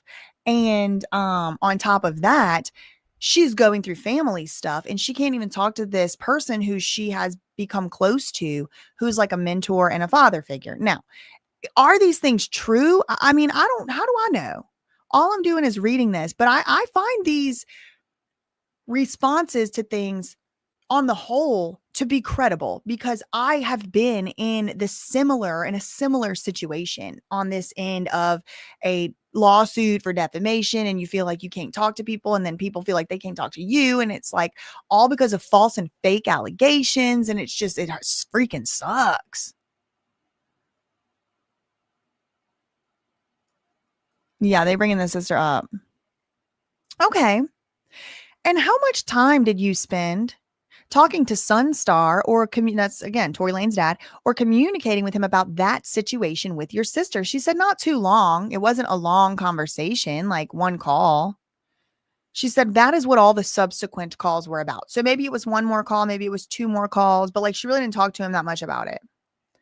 Okay, and the two subsequent calls were both about your sister. She said about my life issues and about feeling low and then navigating that. Yeah. Okay. And any discussion on those subsequent two calls about the Tory Lanez case? Did you talk about Tory and his case on these calls about your sister? She said, no, we didn't talk about it. Do you think you'll be communicating in the future with him about your sister's situation? She said, me and my sister are in a better place, so hopefully it will be more positive and it won't come up again. Okay, the lawyer says. Same kind of questions for Tory Lanez. When is the first time you communicated with Tory Lanez? She said 2020, so that's 5 years ago. And what were the circumstances? 333 in the chat. And what were the circumstances? His message was on Instagram, she said. It was just like, yo, hit me. That means like, hit me up, like respond to me or message me or whatever. And where was that? Was that before the shooting? She said no, it was after, but it was before the trial. So he hit her up on Instagram DM before the trial. All right, and were you already out talking about the case, like on her channels and stuff? She said, yeah.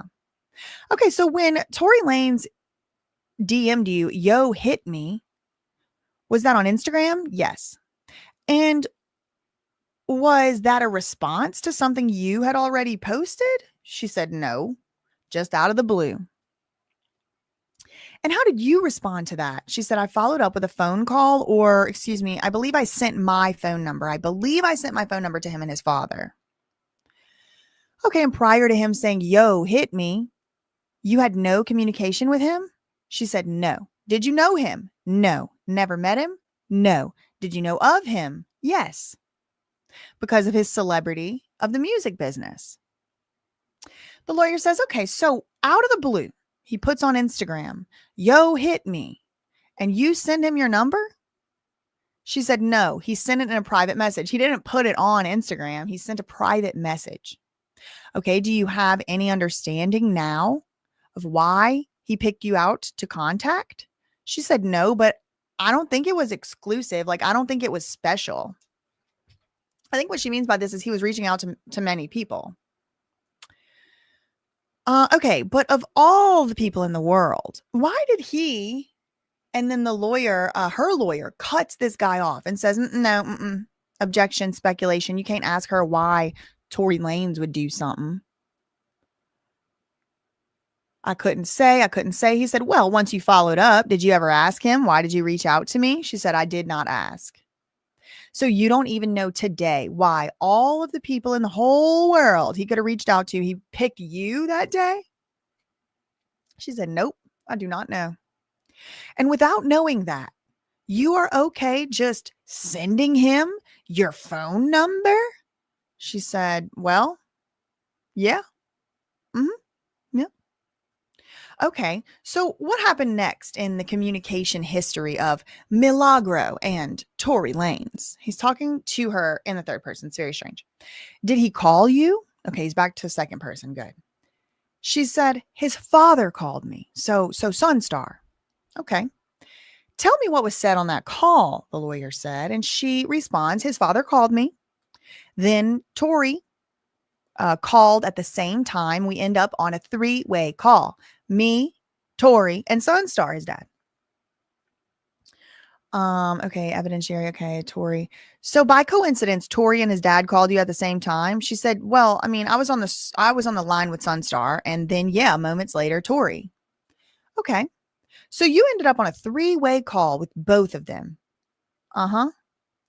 And tell me everything you can say about that conversation. What Tory said, what his father said, and what you said. She goes, well, Tory was occupied. I don't know what he was doing, but it was a lot of movement. You know, you're on the phone with somebody and it's like on speaker and they just doing stuff. They clean in their closet. It's like, please, for the love of God, can you sit down? Can you stop rummaging through the silverware drawer for the love of God? That's kind of what I imagine. She's like, he is occupied. I don't know what he was doing, but it was a lot of movement. So he really didn't say much. He just kind of said, hey. And his father made mention of the fact that, what did he say? That he had watched my show. They thought it was funny that different people around them had watched it. They realized that they all had been watching it and they kind of came together and said, oh, you watched that too? Ha ha ha. You watched that too type of thing. It was kind of like, so it was a joke. Then I expressed being sorry about what was going on. And I was referencing the situation, and Daystar, Tory, had to get off the phone. So me and his dad, he prayed at that time on the phone, and then we got off the call. The lawyer said, was Tory free at that point? Yes. Was he in jail? No, he was free. Okay. This is 2020. All right. Okay. And so Tory was on bail. Do you remember anything that Tory said on the call? She said, it wasn't much. Like I said, he came on and said, hey, shout out to you, you know. But like I said, he was really occupied. So it was more so just me and his father. And his father initiated the call. Okay, but Tory kind of initiated the whole thing by saying, yo, hit me up, right? Right. All right. And you can't remember anything substantive about what he said in the call? She said, no, honestly, I really can't. But his dad, he said he's in a bad situation and let's pray. See how he just adds stuff in? He's like, oh, his dad said he was in a bad situation? She said, no. I said that I hated the situation that they were in or that he was in. And he said, yeah, God will work it out. And then he was going to pray. And he said, let's pray. All right. The lawyer said, did you have any connection whatsoever to the underlying events of Tory's criminal case? Like the shooting? Did you have any connection at all whatsoever to the shooting? You weren't there? She said, no. And that's why I always say I wasn't there. I'm just reminding y'all I wasn't.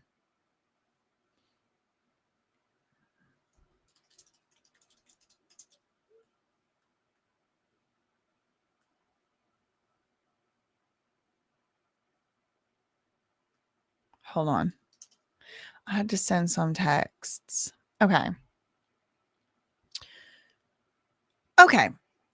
The lawyer goes on, from your criminal justice studies, do you know what a percipient witness is? Somebody who saw whether the light is green, or it's different than an expert witness. Do you know what that is? I'm just asking. I think I know the answer, but you're not a witness. You weren't a witness in the Tory Lanez criminal case, were you? She said no. And you're not saying you personally observed anything that happened there, are you? She said no. I'm letting y'all know I didn't either, just before anybody asks. I wasn't there. I was freaking out about whether or not I was going to get a law school graduation or not. Like an official one, because they ended up being no. Then I had to wait years. But anyway, I wasn't there. So just to let y'all know, I also wasn't there. But the lawyer's like, you're not there. You weren't there, right? She's like, no. And you don't have any personal knowledge that would be relevant to that, whether he did it or not, right? She said no. Okay, and prior to talking to Tory and his dad, you were already familiar with the case and the underlying events, right? She said yeah. And now, okay, let me come back to that. I want to ask you what your sort of sources of knowledge are about the case. But first, in terms of communications, where both you and Tory are on talking together, and you had that first call where also his dad is on, how many times through today have you later talked to Tory Lanez? She said less than 10. Okay, less than 10. Fewer than 10 over 5 years. She said yes. Okay, and when was the most recent time that you talked to Tory Lanez? She said he sent me a happy birthday DM on Instagram. Well, his Instagram page did. I guess I can't say that it was him. All right. The lawyer said, and that was for this past birthday, 2024? Yeah. Okay. And so his Instagram did something. How about an actual interaction where you were in real time, either texting or talking to him? When is the most recent time? She said, I don't know. I don't recall. Was it 2024? She said, I would have to look. I really don't know. Okay, well, the last time you actually, okay, so you said 10 conversations at least where you talked. What was talked about the last time that you guys actually communicated in real time? She said, the last thing I remember that is significant is when I went to Miami to interview his father, or sorry, no, the trial was after that. So I would say trial was the last significant talk we had during the trial. In person at the courthouse. The lawyer said, so he's there for his trial and you're there. You guys were talking in the courthouse? She said, yeah. Just in like the lobby? Or she said, yeah, in the lobby. I spoke to him. And then on the last day of trial, he came up and said something to me. What did he say? MILAGRO said it was like a greeting type of thing. Like, hey. What words came out of his mouth? She said it wasn't a conversation. He literally walked up to me and said, hey, and gave me a hug. It was the last day before the verdict was read. So I don't know what was behind it. He just said, hey. So there was no communication. She said, right. There wasn't a conversation like that. No. But he gave you a hug? She said, yeah. Uh-huh. Okay. And at that point, how many times had you guys, you probably had 10 conversations by that point? She said by the time the trial started, yeah, because after that, he was in jail. Yes, right. Okay. The lawyer said, and you weren't able to talk to him while he was in jail? She said, well, like I said, I got a message from his Instagram. So that was from my birthday last year. Okay. The lawyer said, so it sounds like the last interaction, the last day of trial, there wasn't much substance there. When is the last time you had an actual back and forth where words were spoken? She said, well, that's when I was saying the Miami. Okay, tell me, when was that? The lawyer said, as best as you can place it on the calendar. She said, maybe 2023, maybe 2022, 23. Really, I'm not certain. It was before the trial. And Miami, which is apparently Megan Thee Stallion's lawyer's hometown. What did you do in Miami? The lawyer asked. She said, I went to Miami to do an interview with Tory's dad. Okay, so you were going to interview somebody, or you were going to interview, she said, I was going to interview Sonstar, Tory's dad. Okay, what were you going to interview him on? She said he wanted to speak in relation to this situation. the Tory Lanez case. And okay, so was this going to be an episode of your show or was it some other platform? She said, no, this particular interview was something that I believe Tory's team was going to handle because it was all done and everything was handled by them. All right. So did the interview actually happen? Did you do it? She said, yep, I conducted the interview. And did it end up appearing on some media platform? She said, no. Was there a live audience? She said, no. Was there, where was the interview? She said, in Miami, in Tory's studio. It's not like a recording studio for music. It's like, like a setup, like you can decorate a room, like a podcast room. It was like that. That's what I mean by studio. Okay, so was it at a residence or a business place? She said it was in a building, a commercial building. The lawyer said, and other than that interview, do you think it was there to make music? Well, what was the purpose of that space? She said, oh, I couldn't say. Do you know why that space was chosen for the interview? Did they tell you why they were doing it there? She said, they didn't tell me no. No, they didn't tell me why they were doing it there. Okay. And did you have, tell me about the conversations you had with Tory about the interview. She said, I did not have a conversation with him about the interview. Oh, well, that kind of takes the wind out of their sail a little bit, right? Tell me all the conversations you had with Tory about the interview. She said, I didn't talk to Tory about the interview. We didn't talk about it. We didn't talk about it. The lawyer's like flustered. Oh, all right. Well, I'm still trying to get back to when you did have a real substantive back and forth with Tory about anything. She said, right. So when is the last time you did?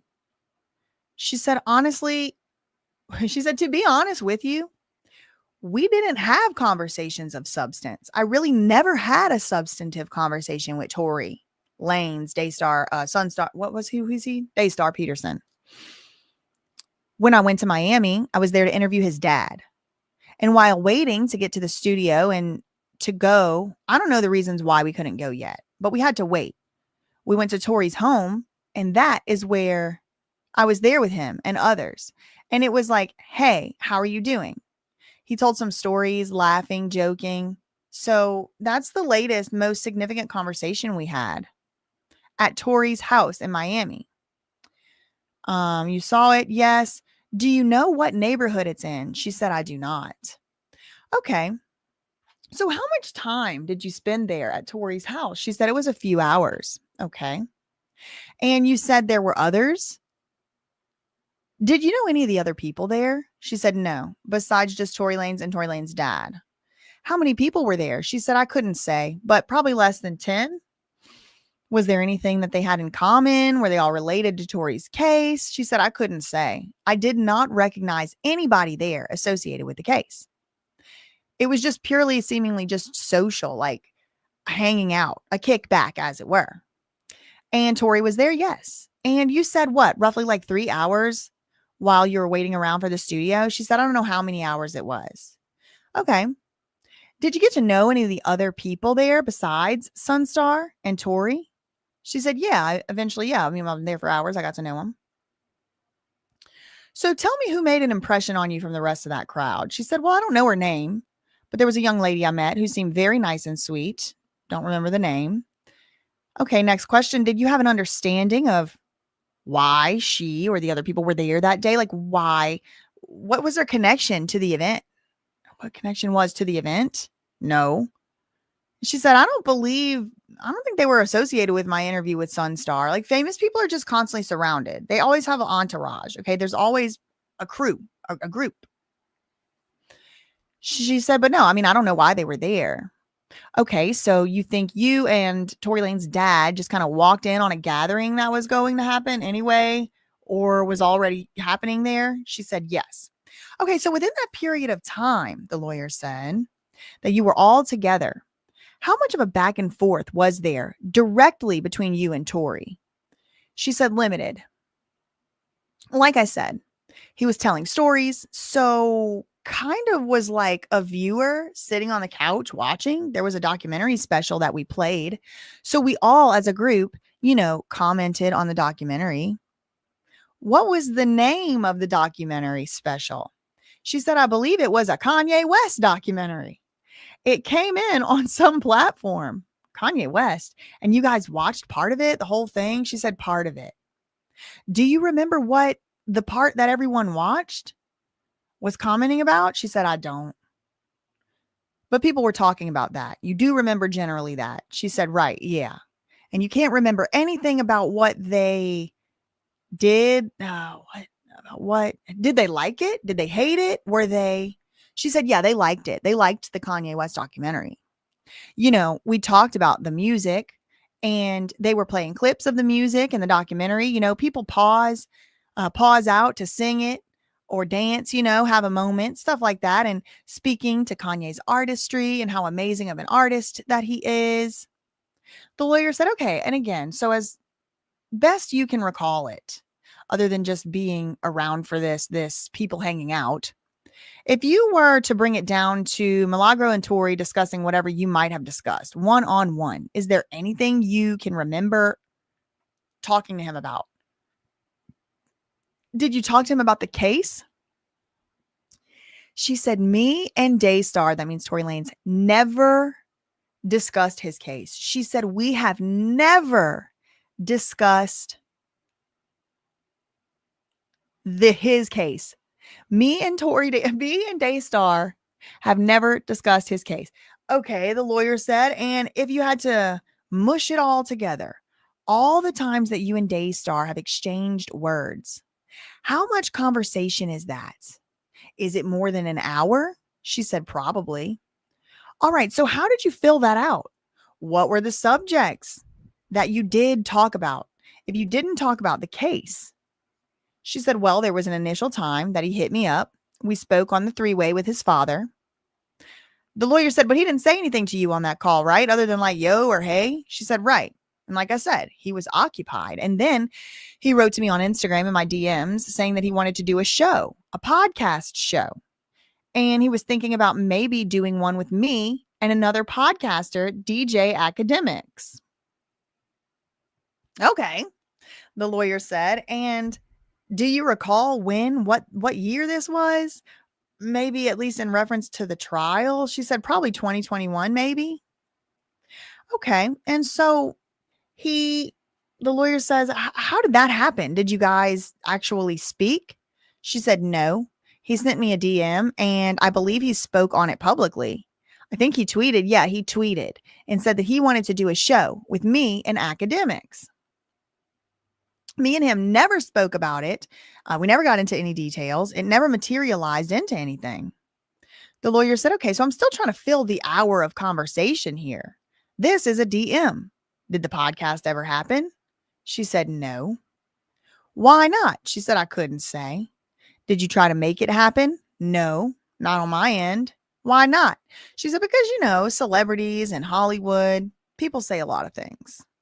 I didn't put all my eggs in that basket. Okay, well, did you want to do it? She said, I was open to the idea of trying it out. All right. And did you take any steps to try to make it happen? She said, no. Did you have any understanding of why it didn't happen? She said, no. What is your connection, if any, to DJ Academics? She said, DJ Academics interviewed me after I did trial coverage during the trial or after the trial, after the verdict. Okay, and what platform was that on? There may be many, but how was that put out? She said, I believe I'm aware of him putting it on Spotify, but I'm not certain what all he streams from. And I do think that they did, correct me if I'm wrong in the chat, correct me if I'm wrong, but it looks like they did depose DJ Academics in this case. Or maybe they subpoenaed him for a deposition. Or maybe they didn't depose him yet. Correct me if I'm wrong, chat. Let me know. I'm aware of him putting it on Spotify, but I don't know what all he streams from. Okay. And when he's not interviewing you on Spotify, what does DJ Academics do? She said, I don't know. He's a streamer.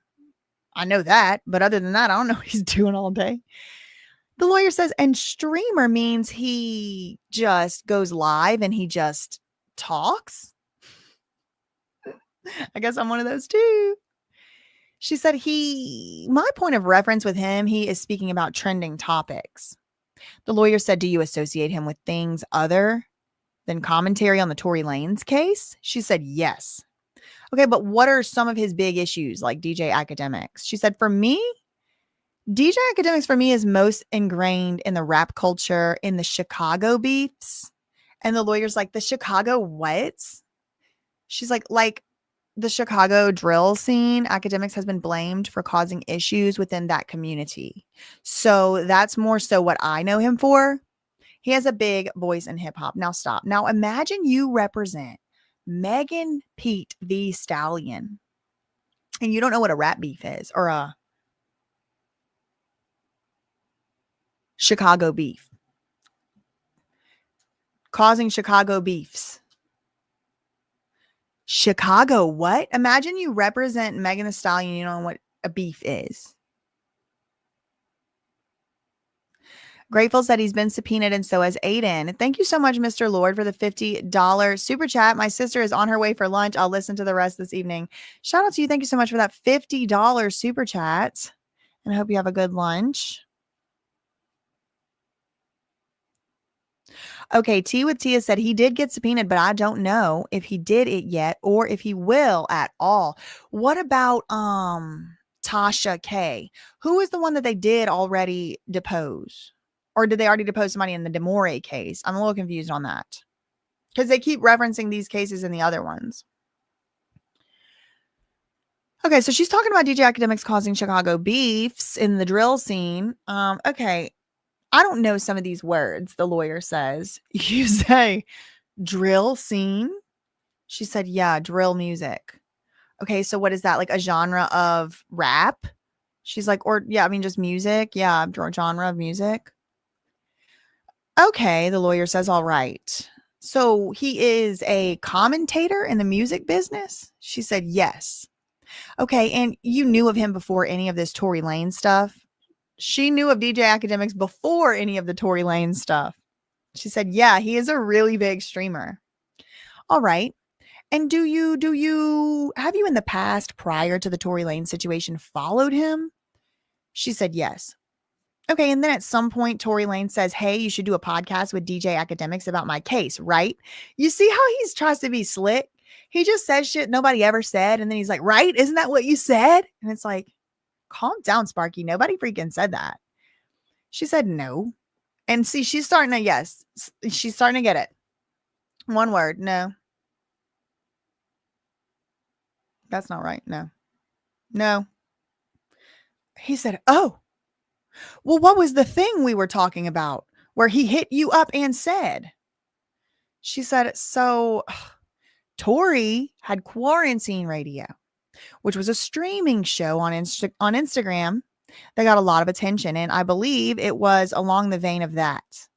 There was no, in any way, any mention of let's do a show about my case.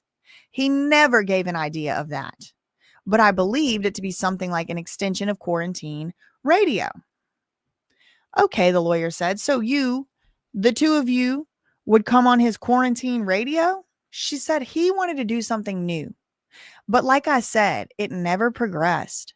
So I don't know what it would have looked like for him. The lawyer said, all right.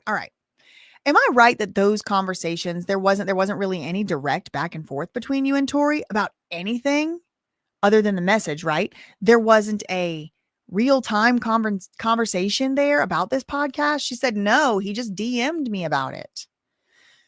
The lawyer said, all right. So going back in time from there, when was the last time you can recall having a conversation with Tory about anything substantive? You told me you never really talked to him about the case, right? She said, right. So I would say in like of substance of, I mean, the Miami that I told you, then we had a brief interaction in the first day of trial. He said, all right, so Miami, you're in a group, right? You were in a group? Yeah. You were all watching this documentary. You couldn't tell me anything substantive that it was just you and Tory talking about the documentary or whatever, right? She said, no, right. I can't talk about nothing substantive. And sounds like any substance about the case was through his dad. Is that right? She said, no. Could you what? The lawyer said, well, you didn't talk to Tory about the case. She said, right. And you did talk to his dad about the case, at least on and off over time, right? She said, yeah. Okay, the lawyer says, do you have the sense that Tory was communicating through his dad? Another one that they're, trying to say that was what was. It was the dad that was coming out and actually saying stuff back like as a mouthpiece. And then excuse me, then Milagro would then be his mouthpiece. So it was all coming from Tory and it was a big smear campaign. That's what they're trying to say. But Milagro said no. The question is, did you have a sense that Tory was communicating through his dad? And she said, no, that's not what I thought. Okay. All right. So going back, is there a substantive like Tory Milagro conversation about anything? Like what's the longest single conversation where it was just the two of you were talking? She said the first day of trial, he said, today is the day they're going to paint me out to be a monster. And he told me that. And I said, no, you are not. And everything will be okay. And this is y'all are about to get mad. Okay, buckle up. It's about to happen. So this is the first day of trial. Tory tells Milagro, quote, today is the day that they are going to paint me out to be a monster. And I said, quote, no. Or I said, quote, no, you are not. And everything will be okay. The lawyer says, okay. And quote, today is the day they're going to paint me out to be a monster. No, you're going to be okay. Where was that? Literally right in the courtroom? Milagro said, yes, or uh-huh. Inside the courtroom, she said, uh-huh. And he was walking and he saw you and he said, that's what he said? She said, no. We went into the courtroom. We were seated. I was close enough to him and he said it to me. Okay, the lawyer said, he was, I assume, inside the well of the courtroom and you were like on the first row maybe? She said, I don't know what the well is.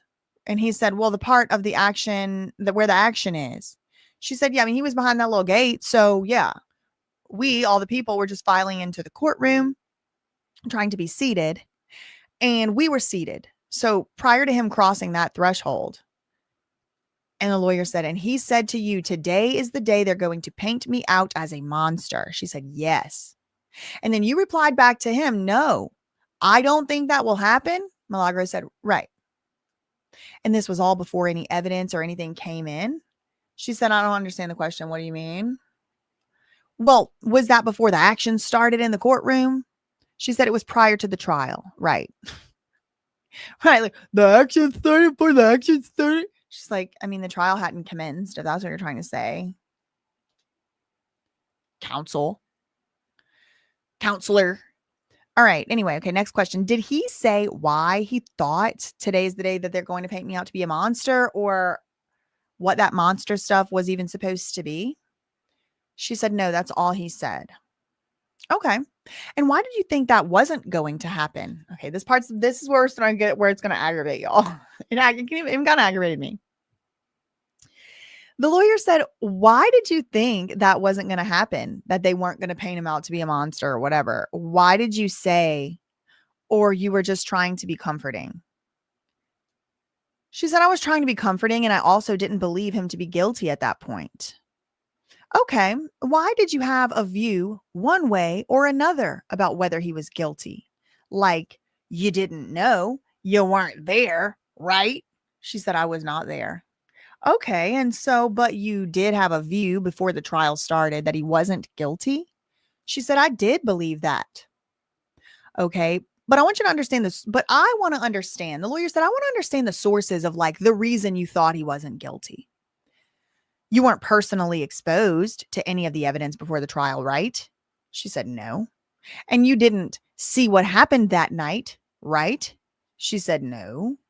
And you didn't hear anything, smell anything? She said, no. Did Tory ever tell you what happened that night? She said, no. Did anybody else who was there tell you what happened that night? She said, no. Did any police officers talk to you? No. Did any investigators from the police talk to you? No. Did you personally, prior to the trial, see any of the forensic evidence? No. Well,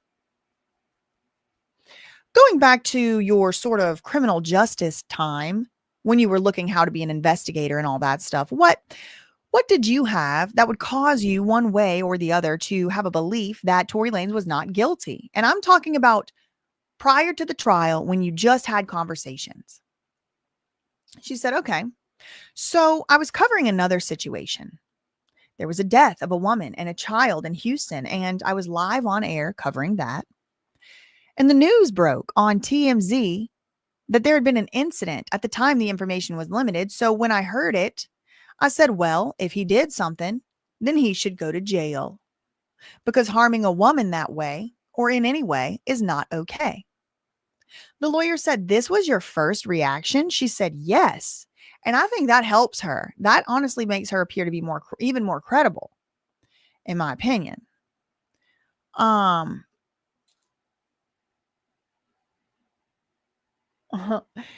people are saying like this is condescending. So what? We can't believe him to be not guilty.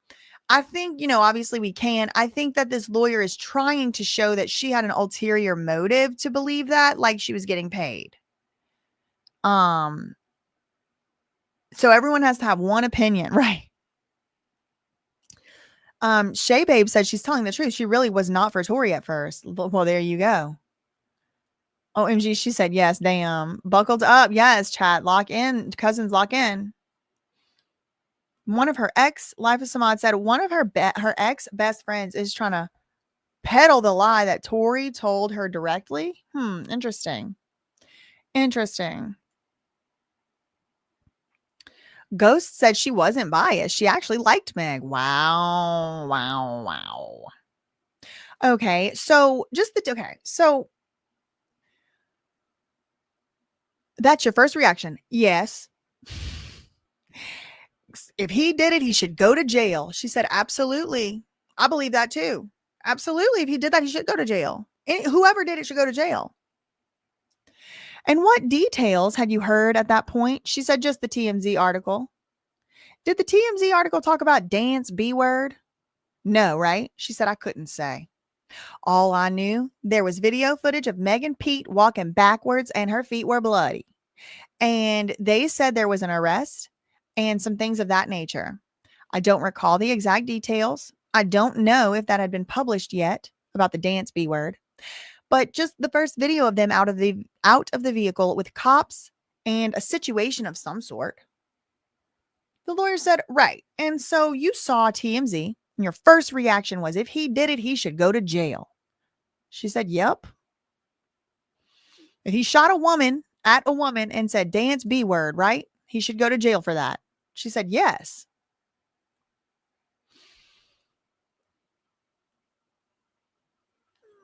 Did something, well, so you first hear the report. Obviously, you have an open mind because you're saying if he did this, he should pay, right? Yes. And then what happens prior to the trial that makes you conclude he didn't do this? Okay, y'all, here we go. She's ready. She's ready for this question for sure. She said, okay, what are the sources you have? She said, so in the first few days after the incident, it was Kelsey's mother, Kelsey Harris, who was in the vehicle. Her mother and her sister went on social media and this is cast out. I think it's supposed to be flashed out. I think the court lady was putting cast out, but maybe it's crashed out or flashed out. We'll say crashed out, but they saying cast out. I don't think that's right. Stories started to change. Tatiana said, I remember her saying that. Then we got into the facts, and that's when Milagro's mind changed. Yes, we should not blindly believe anyone. Exactly. Simply Fee said the year before the incident, Milagro was interviewing students at Meg's college and saying how much she loved her. Meg chooses to ignore that. Interesting. Cursed out. Oh, it was cussed out.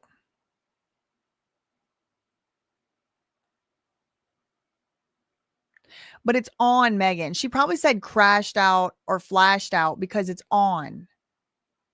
Her mom and her sister went on social media and they cussed out on Megan. That wouldn't make sense. Cursed out on Megan wouldn't make, maybe. I've never heard it used like that, but I really don't know. It says cast out. So take it, y'all's guess is good as mine. She said that is what made me initially cast. Okay. So did you know either of them, Kelly's mom or sister? No. Did you know Kelsey? No. Okay. This lawyer is very confused that she might have just made this opinion up on her own. He's like, yeah, So what did you understand? Did you have an understanding of how Kelsey fit into the underlying events at that point? She said, no, I just knew her proximity to Megan as an assistant, and I saw her in the video get out of the car. So I knew she had to have been there, Kelsey. Lawyer says, all right. So you have an open mind, and then on social media, the mom and the sister of one of the people who were there, they put something out. And do you remember what the something was? Milagro said they said something to the effect of, this is where loyalty gets you. My daughter has never been in trouble. This is because of Megan's stupid decisions. The lawyer said, well, that's pretty vague. Milagro said, is it? Oh, in terms of per her statement? The lawyer said, well, I mean, so they're saying they didn't say she did anything or didn't do anything, do they, Kelsey? She said, well, I couldn't say. The messages I'm referencing, or what I saw, were them saying they were worried for Kelsey. And I believe they verbatim said, quote, that it was Megan's stupidity that caused this. Verbatim, I think that's what they said. The lawyer then goes, all right. And did that change your opinion or belief as to whether Tory pulled the trigger? She said, well, at that time, there was not an accusation. At the time, we didn't even know there had been a shooting. Okay, so this is so early on, y'all. At the time that Kelsey's mom and sister came out and did an Instagram live, nobody even knew there had been a shooting. We just knew there was some type of incident. And it made me wonder, wait, well, what happened? And then when they said that they placed the blame on Megan, I had seen Megan hurt getting out of the vehicle. So I was confused.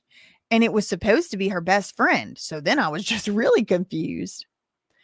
Okay, the lawyer said, I should have asked you. Have you ever had a conversation with Megan? She said no. Okay, has Megan ever done anything to you personally? Like that hurt you? Do you have a grudge with her, a beef with her?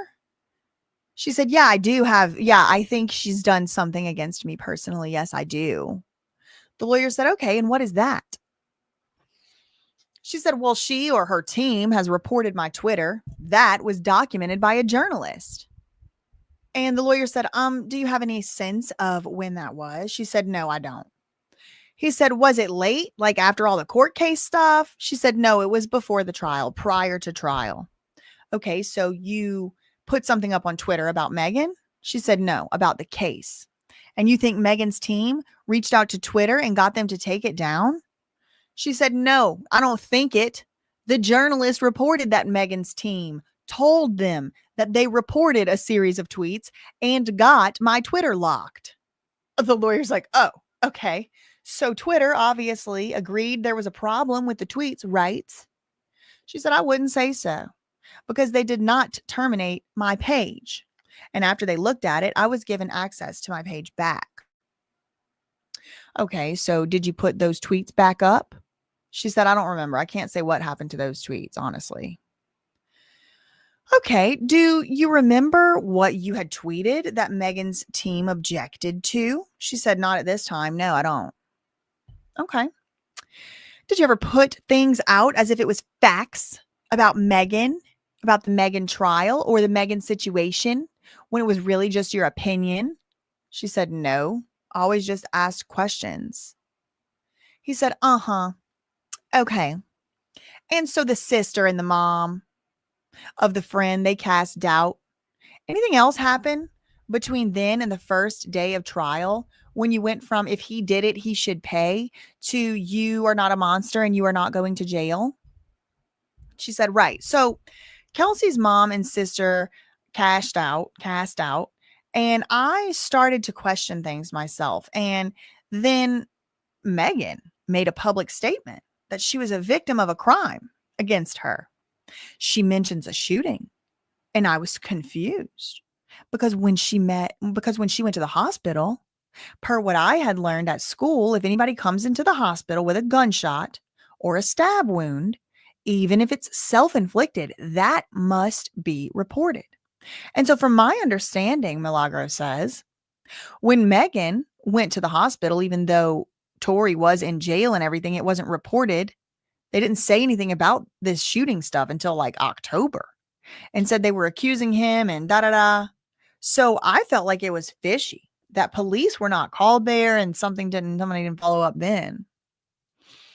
The lawyer said, okay, but I mean, nobody at the hospital had a job of keeping you up to speed on what they did, right? She's like, well, it was a public record. So kinda. As we were reading and going through these things, I did pose that question. Well, this is what is supposed to happen in a situation like this, but it doesn't appear as though it did happen. Okay, but you didn't have any information. You were just asking questions. She said, right.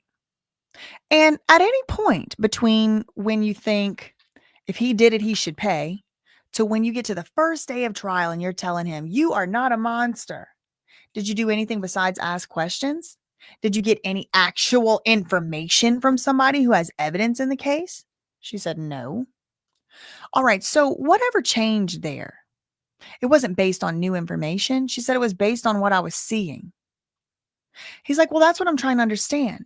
So you start out and you say, I don't know anything. I don't even know that there's a shooting. You get to a point where not only is there alleged to be a shooting, but the guy is on trial, felonies, and you're in court.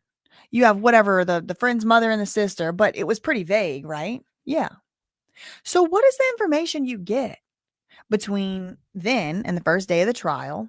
Like actual factual information that would cause you to feel differently about whether or not he shot her. She said, okay, all right. So the most substantial thing that took place was a conversation between me and Tamika Mallory. Tamika Mallory. Okay. Tamika Mallory changed my viewpoint. She encouraged me to go read, and I said, okay. And there was a preliminary hearing that took place December 2021, and I obtained the transcripts and I read through them. And that is when I absolutely felt like, wait a minute, I don't think he's guilty.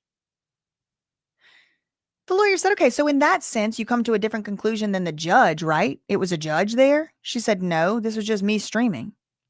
He said, okay, I understand that. But you're saying I took some information that was presented to the judge at the preliminary hearing, and the judge obviously decided he is going to stay for trial. It's enough. And you said, no, I read it the other way. Milagro said, when I read it, all I thought was something is not right here. That's what I thought. So that's a question, right? What do you mean? Well, that's not a fact, right? That's a feeling or something. She said, right. It's not a fact. She said, that's all my opinion is. Right. It's just my opinion. He said, so I'm trying to distinguish between opinions and facts. She's like, right. Okay. So I always just questioned what the paperwork said. So once I read the paperwork and it said there was an altercation, now I felt like that was a motive. Okay, but no new facts. She's like, well, I felt like now those were facts. That was in court under penalty of perjury. Everybody was supposed to tell the truth. So the things that were revealed there, I accepted them as a fact, that there had been a fight and that, the situation as it was presented. The lawyer says, did Tory ever deny to you that he shot the gun? She said, we never spoke about the situation. Okay, then they take a bathroom break or a lunch break. Okay, should we take our lunch break? Okay. All right, so Okay, so they're back on the record. They have Exhibit 40, a one-page document. It appears to be a depiction of a post from Milagro. And says what it says. Okay, so the lawyer says, my first question to you, is this something you posted to social media, Exhibit 40? She said, I believe so. All right. And it says at the bottom, 7:12 p.m., December 24th, 2023, 5,200 views. Is that all accurate as far as you know? She said, as far as I know, yeah. All right. And can you just read your tweet into the record? She said, yes. As read, quote, Megan wants to know what she has to do to stop being posted on certain outlets. And then she says she's going to Cardi B, y'all hoes. My suggestion would be to just get over it or go away. Cardi won her case because Tasha K handed it to her. Other than that, you gonna get posted. Oh well. Oh, she said that. The lawyer said, okay. Had something happened before this that caused you to post out at this time? She said something had to have happened, but I couldn't say exactly what. Okay, well, what is this quote? I'm gonna Cardi B, y'all. Whatever, hoes. Is that from some other post that you read? She said, no, I would imagine because I see that there's a timer, 4 seconds. Maybe this is a video, a live she did. The lawyer said, you're saying the little 4 seconds down at the bottom means that this picture is actually a 4-second video? She said, I believe so. And is that image of Megan crying? She said, it's her touching her face. I don't see her crying. So no, not to me. I don't think she's crying now. Okay. And did you in fact watch a video of her saying, what do I have to do to stop getting posted on by you? She said, I do believe I did watch a video about that. Yes. Okay. And you said what she needs to do is just get over it or go away.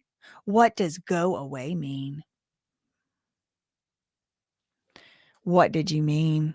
She said, what I mean is there's so many different major outlets speaking about the situation, contradicting her claims, and calling her an outright liar. We're talking Joe Budden, DJ Academics. Just everywhere you turned, everybody was questioning her. So when she was in the live or asking what can she do, and I'm saying go away, I'm saying stop talking about it. Move on. She said it publicly. She was going to move on, so move on. Go have your peace. So what do you want to do? You want to be in the industry? Or I mean, I don't know. The lawyer said, "Okay, I see." But the solution wasn't for people to stop saying all this stuff, including you. She said, saying what stuff? Well, I mean, whatever she's complaining about, calling her a liar. She said, can you ask the question again? I'm sorry, what? Yes. The thing you are reacting to is Megan saying, what do I need to do to get people to stop posting? Right? She said, right. Okay. The lawyer says, and the things they're posting are, among other things, posted by people like you, saying she's a liar and she lied at the trial, right? Milagro said, I don't know who she was talking to, but I would imagine maybe those are some of the things she's upset about. Maybe. I don't know who she was talking to. But I do want to go back and circle up to this one. This lawyer's trying to act like the solution to the problem isn't for people to stop saying all this stuff, including you, right? I'm going to say, right. That's not the solution. Because Megan on Gayle King, if I recall correctly, cast doubt. Duh. What the hell is wrong with the transcriber? They started to cast doubt, not cast out. Thank you, Big Peach. Yeah, the Megan trial. I did notice that, Kiki. I did notice that. Cast doubt. Cast doubt. The Megan trial. Y'all saw that? Y'all saw that? I'm gonna say yes. I'm gonna say no, actually. No, I'm gonna say no. The solution for Megan Thee Stallion being upset that somebody called her a liar is not for the public to stop discussing the case. So I'm going to say Yes. Now, does the public need to be making up false claims about her? No.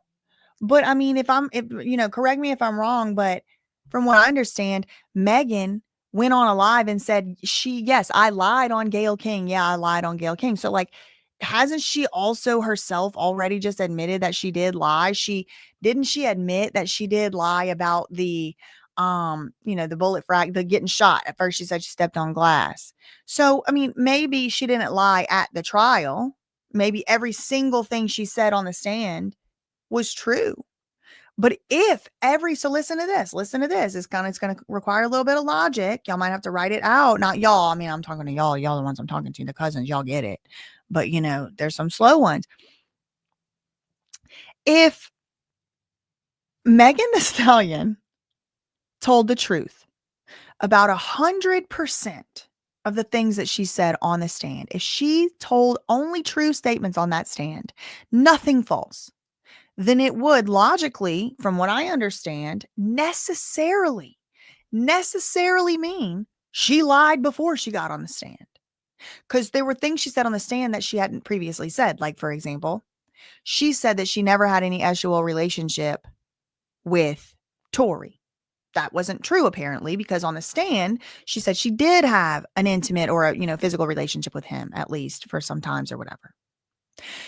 So if it is 100% true what she said at trial, which I don't know. All I know is she's made many statements which, when paired with each other, cannot be reconciled with each other. Like, for example, either she got shot or she didn't. These are binary. So she said she got shot and she also said she didn't. When she said she didn't, was she lying? Or when she said she did, was she lying? Who knows? Was she even lying on either one? I guess it could be argued she had amnesia.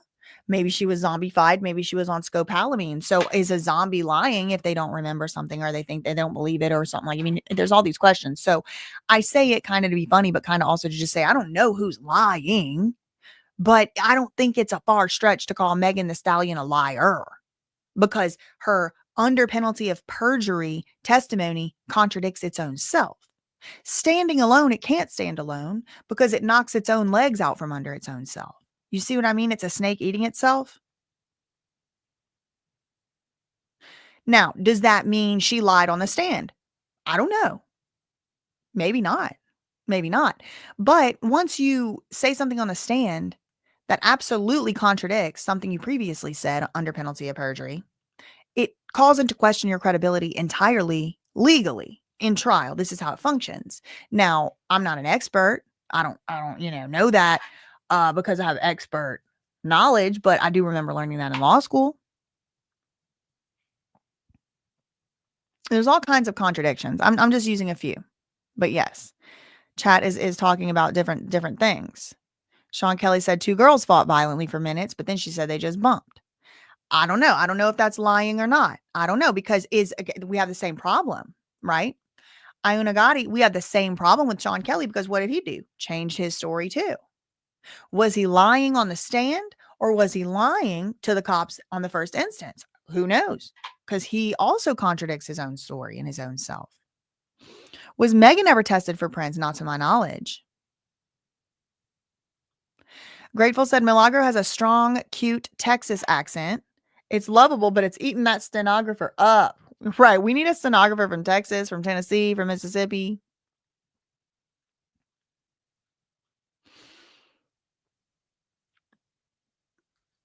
Okay.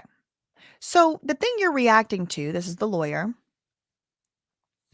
is Megan saying, what do I need to do to get people to stop posting? Right? She said, right. And the things they're posting are, among other things, posted by people like you saying she's a liar and she lied at trial, right? So these are 2 different statements, right? It seems like it's the same, and it seems like kind of nitpicky to focus on the fact that they're 2 different, but do keep it in mind, because these are 2 different statements. Is Milagro saying she's a liar, which, as I just explained, I could see how a reasonable person would come to that conclusion, or she lied at the trial? That's different. That's more specific. She's a liar because she lied is one thing. She lied on the stand is another thing. There's 2 different things. So the lawyer is saying things people are posting are, among other things, people like you saying she's a liar and she lied at trial. right? She said, oh, I don't know who she's talking to. But I would imagine maybe those are some of the things she might be upset about. I don't know, maybe. The lawyer said, yeah, at least you know that you said that about her before she said, what do I need to do to stop this? She said, do I know that I said that? That she was a liar? Yeah. And that she lied at the trial. Now, this is where they start to get into some nuance. And Milagro, I believe, holds her ground masterfully. And a lot of times, you don't have to be up to speed on how to do a deposition. You just kind of have to be telling the truth and keep track of the truth. Like, that kind of feels like what's going on in this next sequence. And y'all can let me know if you agree or not.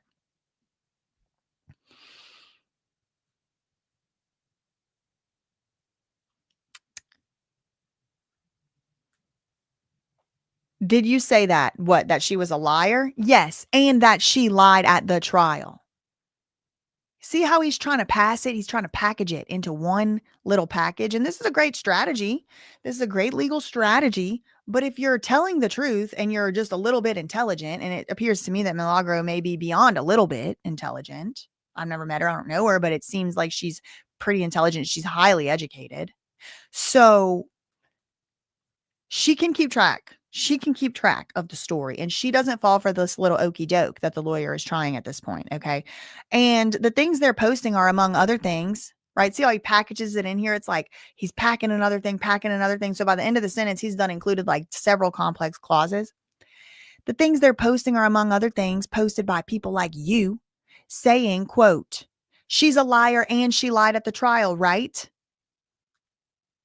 You know, you said that, right? What do I need to do to stop this? She said, I know I said what? That she's a liar. She said that she's a liar? Milagro's like, did I say that she's a liar? The lawyer said, yes, and that she lied at the trial.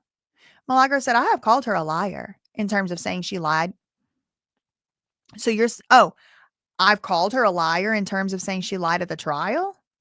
I'm not going to say I ever said that. So the lawyer goes, you're denying you said that? You said that many times, right? She said, I would need to see what you're referencing or see exactly what you're talking about. Perfect. Yes. What you talking about?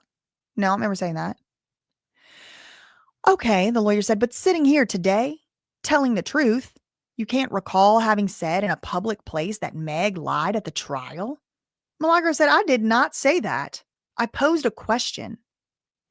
Okay, you never affirmatively called her a liar? She said, yep, I did call her a liar, but that's not the same thing as saying she lied at the trial. I mean, she didn't say that, right? She said, I have called her a liar. The lawyer said, what am I missing? What am I missing? The lawyer doesn't understand the difference between saying somebody's a liar and saying somebody lied at the trial all of a sudden. What am I missing? He needs a brain scan. He needs a frontal temporal dementia scan, y'all, because he's missing it. Sitting here today, you can't recall ever saying in a public place, Meg lied at the trial? She said, I did not say that. I posed a question. Wait, you never affirmatively called Meg a liar? She said, yes, I have called her a liar. Yes. What am I missing? The lawyer says. She said, that Megan has lied many times. So I have called her a liar for different reasons.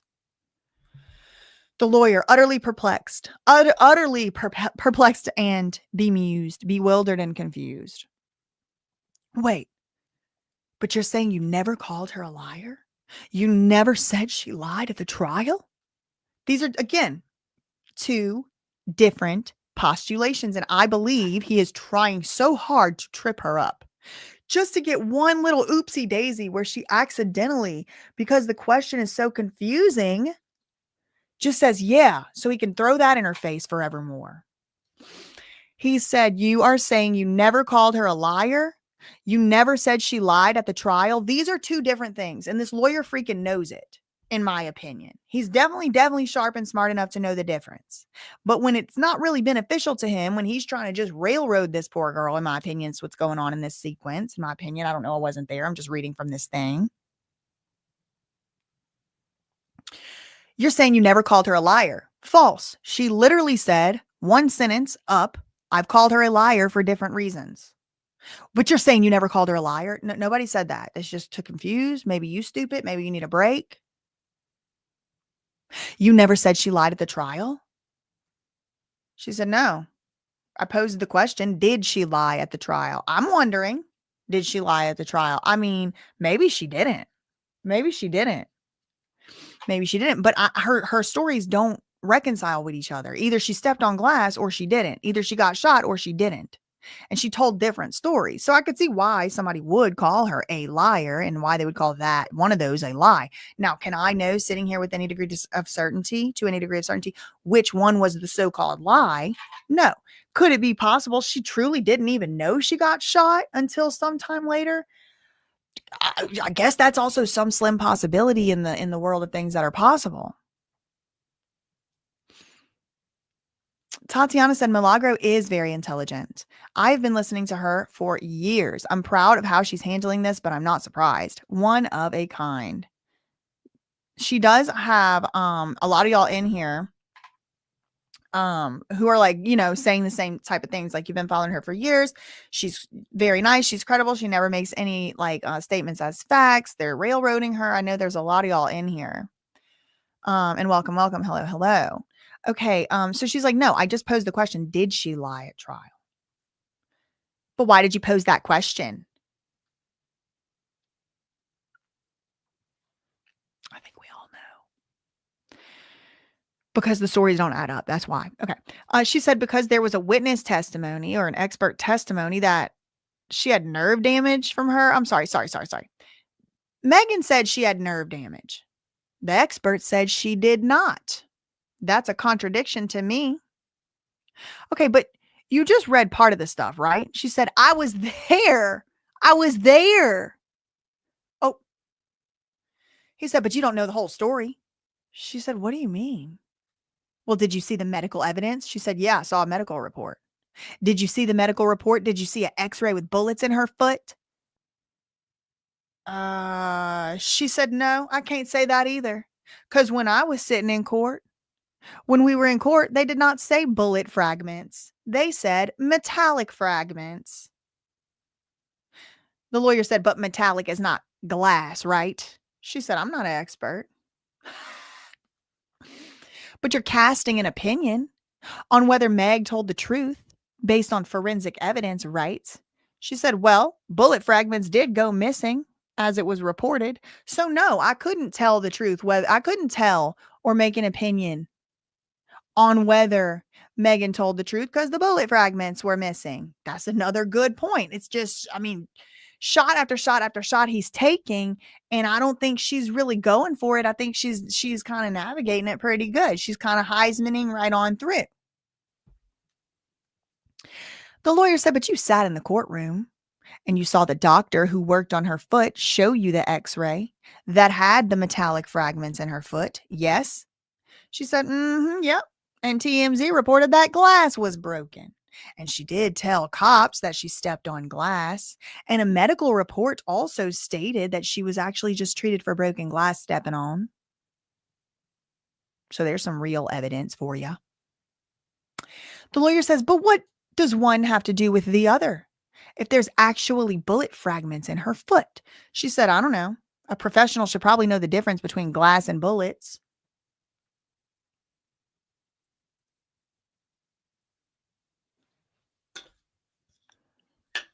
Order in the court. She did not have to do that to this man. I'm joking. She did. It's funny. What does one have to do with the other? If there's bullet fragments in her foot, she said, well, a professional should know the difference between glass and bullet fragments. And that the people who responded on the scene outside of her claiming she stepped on glass, and that TMZ report saying that there was glass in the vehicle. Her wound also did not look consistent to me with a gunshot wound. And I looked up what gunshot wounds look like. By the time we got to court, there was a medical report put out by another outlet. I believe Myron Gaines. Spook, in my opinion. That means working with the federal authorities. If you don't know about COINTELPRO, that FBI infiltrated the Black Panther movement, the Black Panther Party. It's called COINTELPRO or COINTELPRO. Yeah. I think they still do that kind of stuff. Anyway, completely unrelated. I don't know. I don't know this man from Adam. I don't know. Okay. But he likes to go to court cases and things too. It's interesting. Myron Gaines. The medical report stated she was treated for glass. So to me, that was very questionable. Did somebody need to be removed from the hospital? I don't want to go to the hospital. You can't tell the difference between glass and bullets? Uh-uh. Okay, the lawyer said, well, do you have any personal knowledge that she wasn't shot? She said, no. Do you have any evidence, admissible evidence, suggesting she wasn't shot? No. Did anybody at the trial, did Tory at the trial say, I didn't shoot her? No, and he doesn't have to. He has a Fifth Amendment right against self-incrimination. He doesn't have to do that. Has Tory ever said to you, I didn't shoot her? No. And Megan said at the trial that he did. Right. Okay. So she said, but Tory has also publicly stated he didn't do anything wrong online. Yeah, but that wasn't under oath, right? The lawyer says he wasn't willing to say that under oath. Yeah, because then if he said that under oath, it would open him up to cross-examination, which would be something that he doesn't have to do. He doesn't have to do that.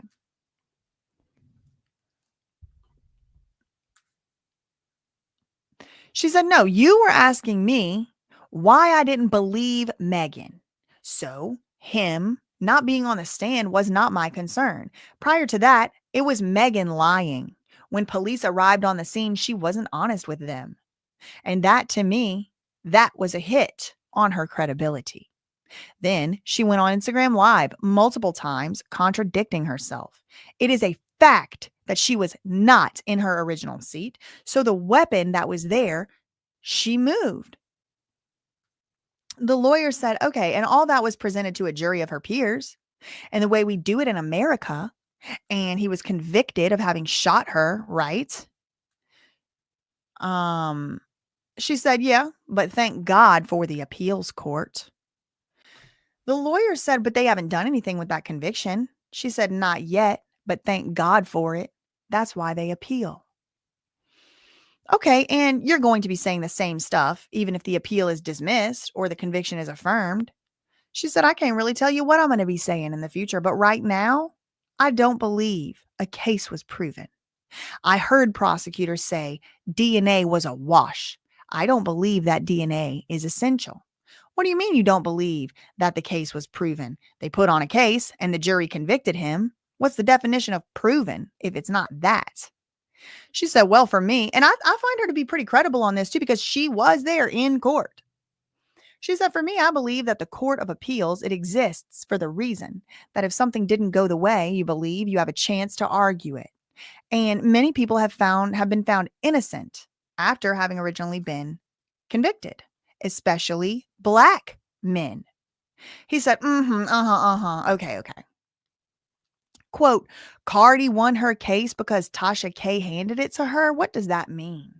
And this is one that I'm really interested in too. Like, I mean, not that interested, like it's not priority, but like one day I'm going to get to the Tasha K, Cardi beef of it all, Cardi B beef of it all. What does that mean? Cardi won her case because Tasha K handed it to her. What does that mean?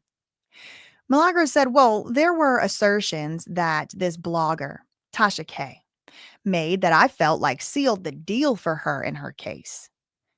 The lawyer said, well, what do you mean? Milagro said she lost her defamation case with Cardi B. Cardi B sued her and Tasha K lost. You mean Cardi B successfully sued Tasha K for defaming her? Yes. Okay, and you're being sued here today for defaming Megan, right? She said, I'm accused of defaming her. Yes. Yes. And you are saying that you think your situation is going to come out differently because Tasha K handed it to Cardi B? She said, what I'm saying is me and Tasha K are two different people. And the things that were said there in the Tasha K thing are not similar to what I stated. He said, well, you stated that Megan lied under oath in a criminal trial, right? That's defamatory. She said, no, I posed a question. Okay, well, in what way did Tasha K hand Cardi B this case? Milagro said, well, in my opinion, the assertions that Tasha made without proof is why she lost her case. So what did she say without proof? She said she accused Cardi B of having an STD. And she didn't have proof of that? No, she did not. I wonder if that's similar to accusing somebody of powdering their nose. Powdering, yes, powdering. I wonder if that's the same thing or something different. I don't know. And yes, she didn't have proof of that. No, she did not. Now, in fact, y'all have proof that I most certainly wasn't doing that through the hair follicle test. Okay, but you don't have proof of anything, do you? She said, well, I mean, no, not in this. Anything you've said, you don't have actual admissible proof. You're speculating based on stuff and reading stuff somebody told you. Yeah, that's all I'm doing over here, speculating, and I'm giving opinions. I don't know. I don't have any facts, okay, outside what y'all have.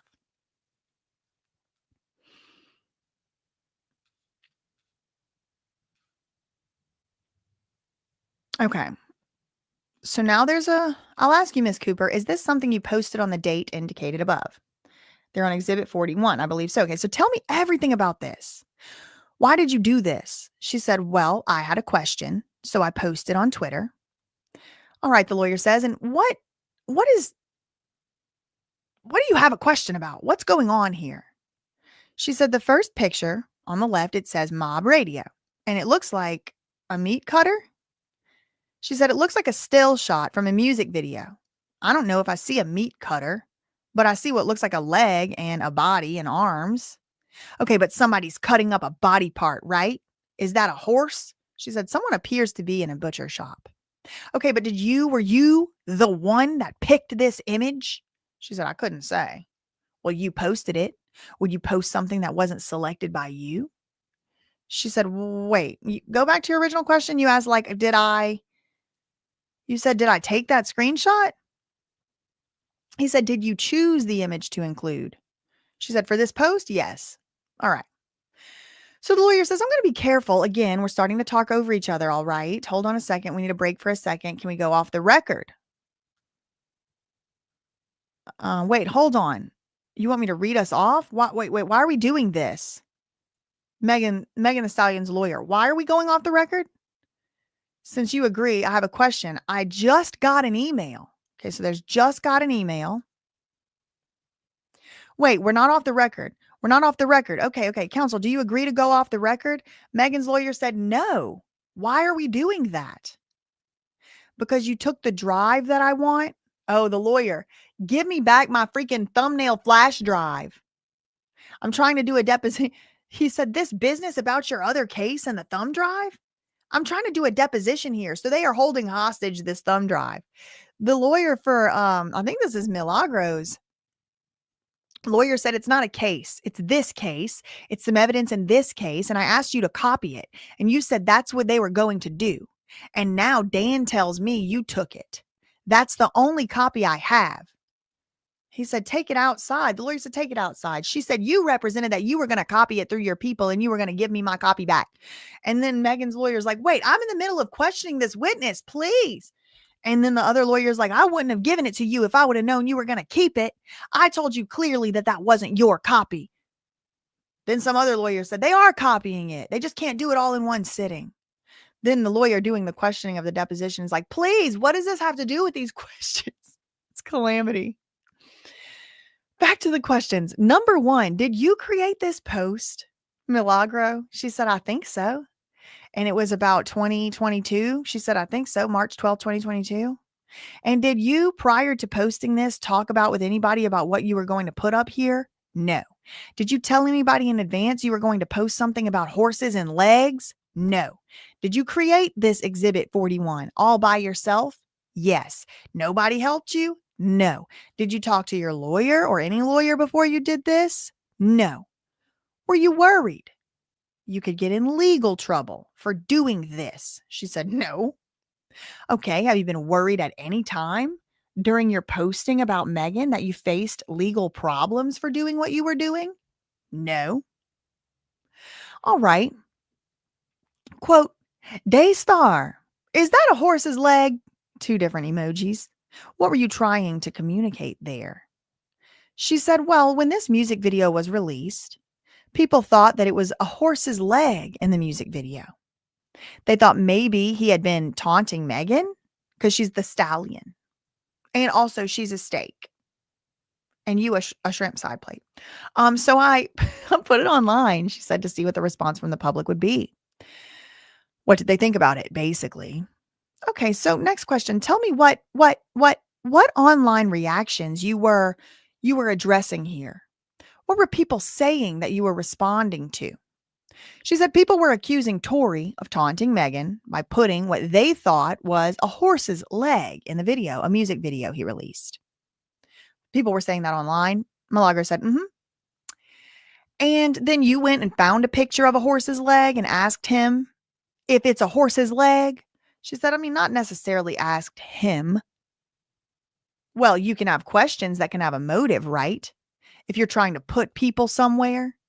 She said, well, on social media, when it comes to me anyway, posting something like this, there's really not an expectation that Tory Lanez or really anybody would necessarily answer.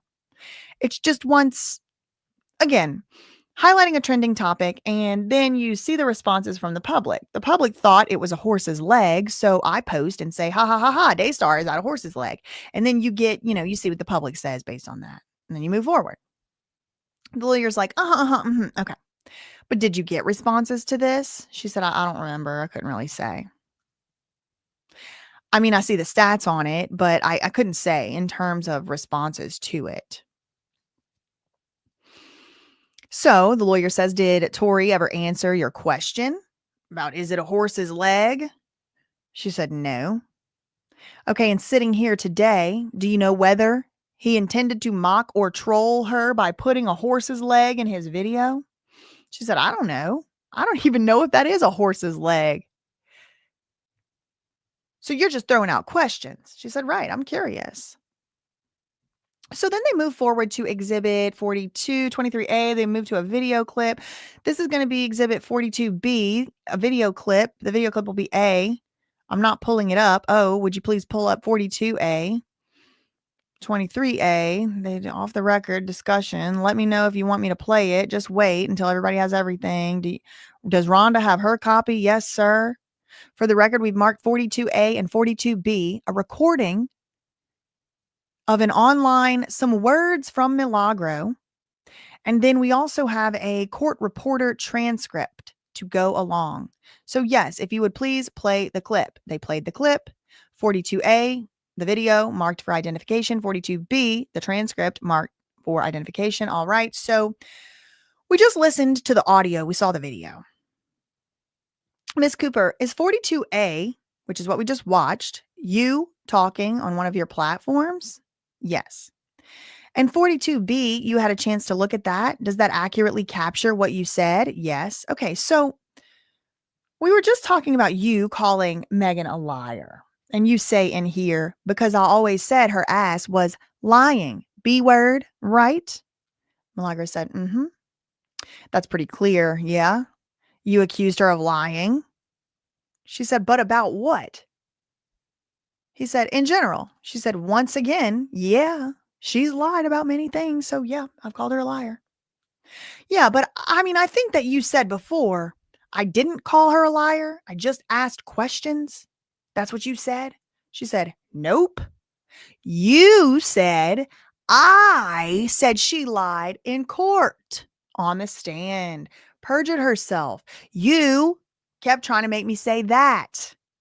And I said, no, I did not say that. I asked a question. Again, I think he's trying to trip her up. Again, between the difference between she lied on the stand and she is a liar. Those are different things.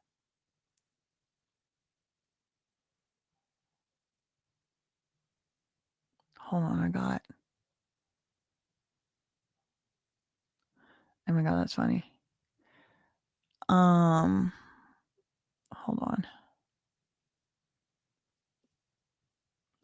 I have like so many text messages. Okay, hold on. But I think what you said before was I didn't call her a liar. And it's like so clear. I'm not going to go back through it because it's like many pages ago, but she said it over and over. I didn't say she lied at trial, but I did say she's lied many times. And I did question whether she lied at trial. It's very clear to me. And I think it's clear to this lawyer too. I think what he's doing is a strategy of trying to trip her up. And you can trip up a liar, because liars, it's hard for them to keep track of their stories. You could even trip up somebody not lying, because if somebody's not lying, but they're just nervous, they might say something that they didn't mean, or they don't say the full thing. And now you got it at least one time in the transcript on record of them saying it, and you got to clear it up, and it's all that. He's like, well, you said before I didn't call her a liar. I just asked questions, right?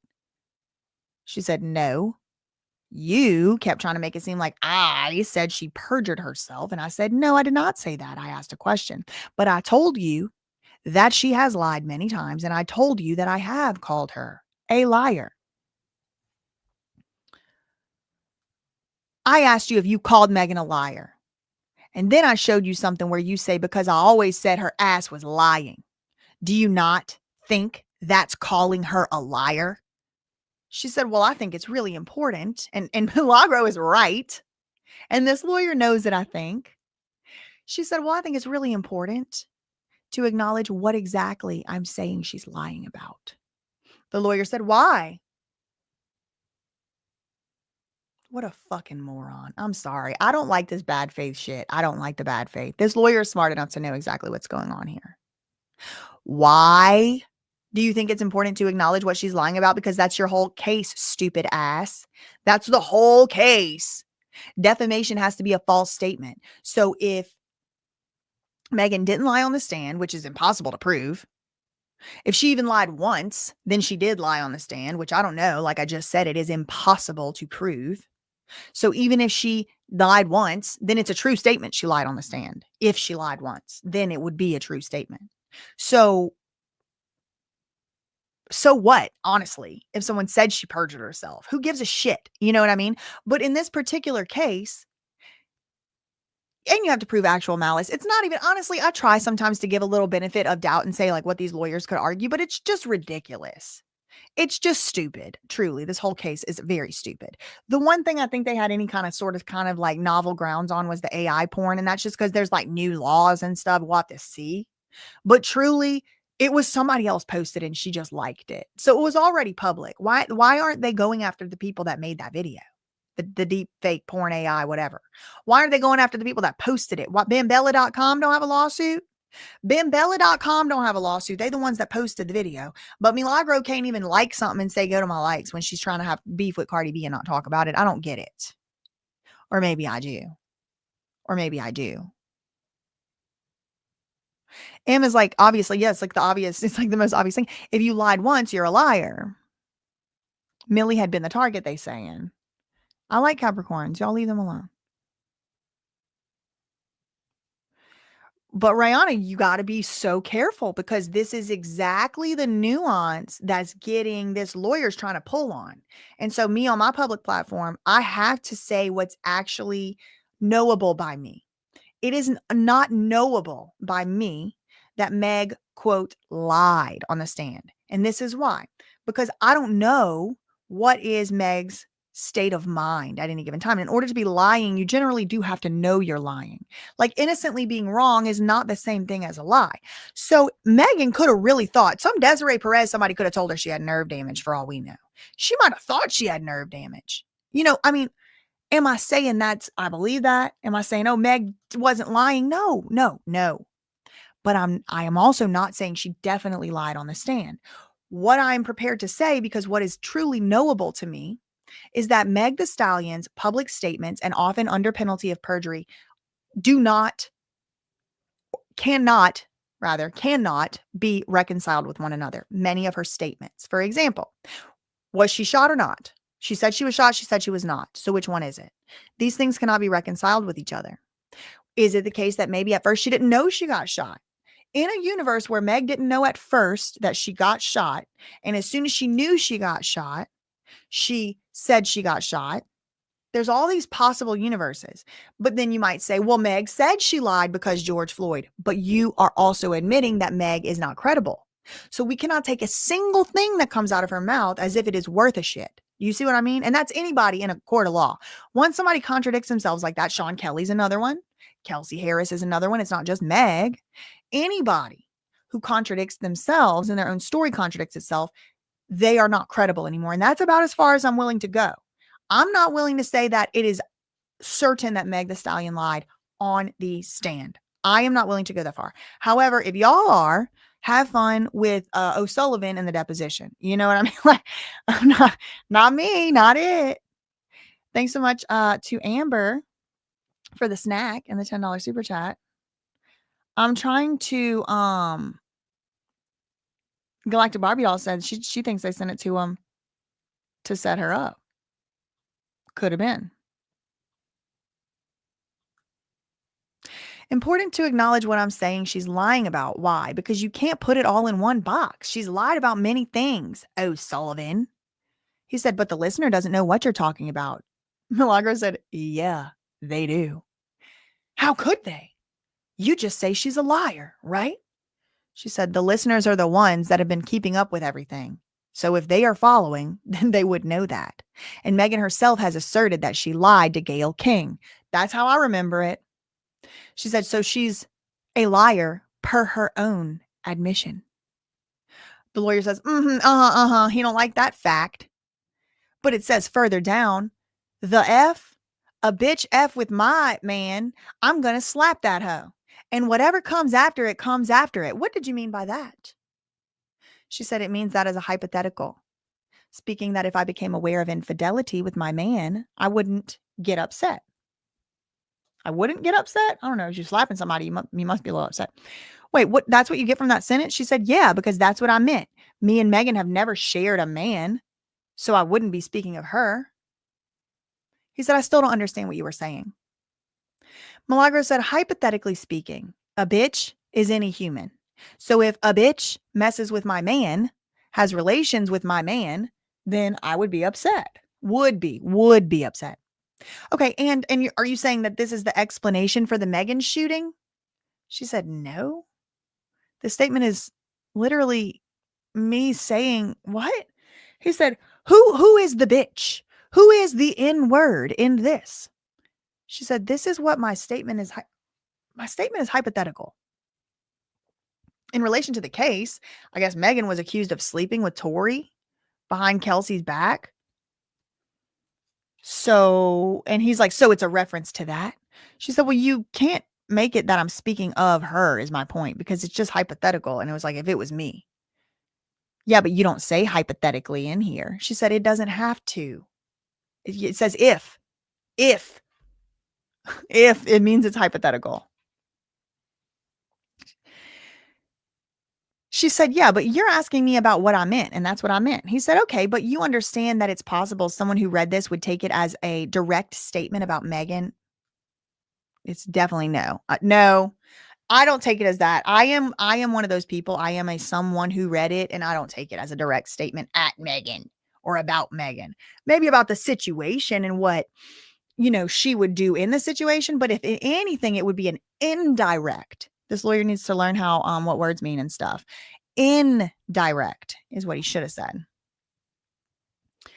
Not a direct statement, indirect.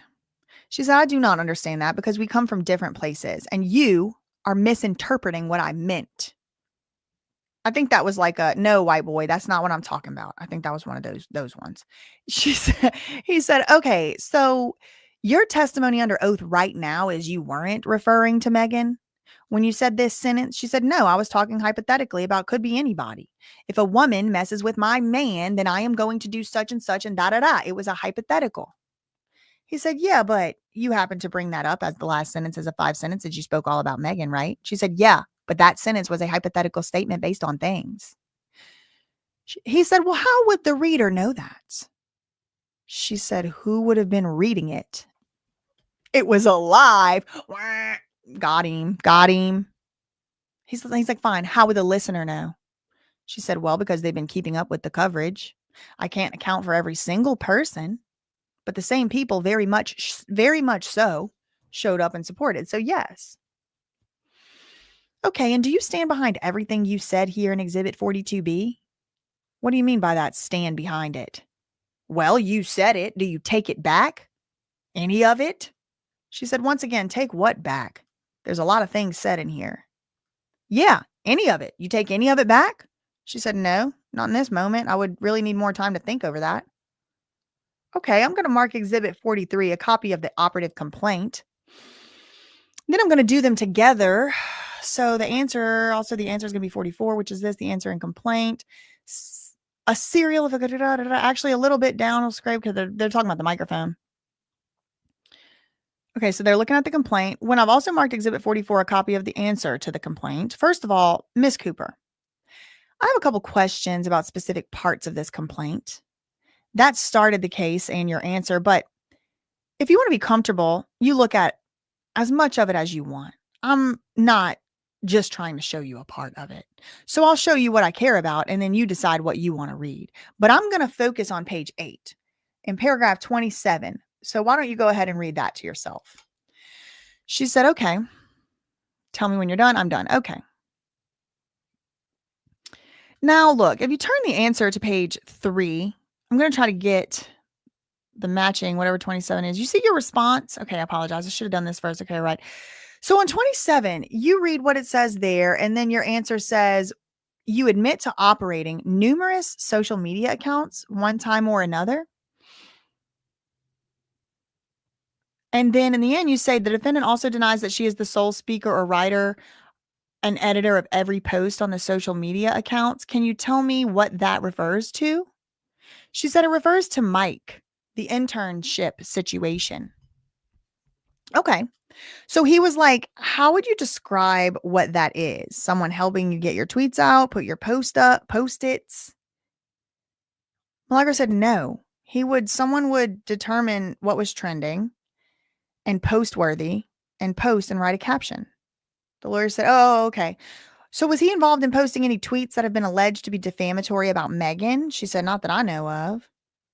Okay, so you're not saying here that he is responsible for something in this case. She said no.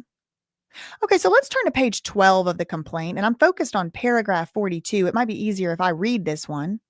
It's under the heading of what says defendant promoted the deep fake video.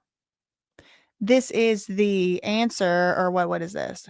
This is the complaint. So this is him reading from the complaint. Quote, in June 2023, defendant, that's Milagro, registered for an X account using the screen name Mom's World. In registering for an X account, defendant created a profile on X, including, among other things, a quote likes page. So she created a likes page. That's so stupid. Like, because your likes get shown, she created a likes page. No, that's not it. Oh, likes are a feature of X whereby a user can show their support for a post by clicking the like button, which is portrayed as a heart symbol under each individual X post. Likes are then recorded for each post and publicized as a statistic that's visible on each post, with more popular posts featuring a higher number of likes, less popular posts showing few to no likes. As with any X user, Milagro's likes page. You see how they're calling it a likes page? Like she created a likes page.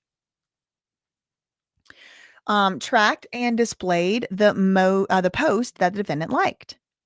Posts which defendant pressed the like icon from her X account.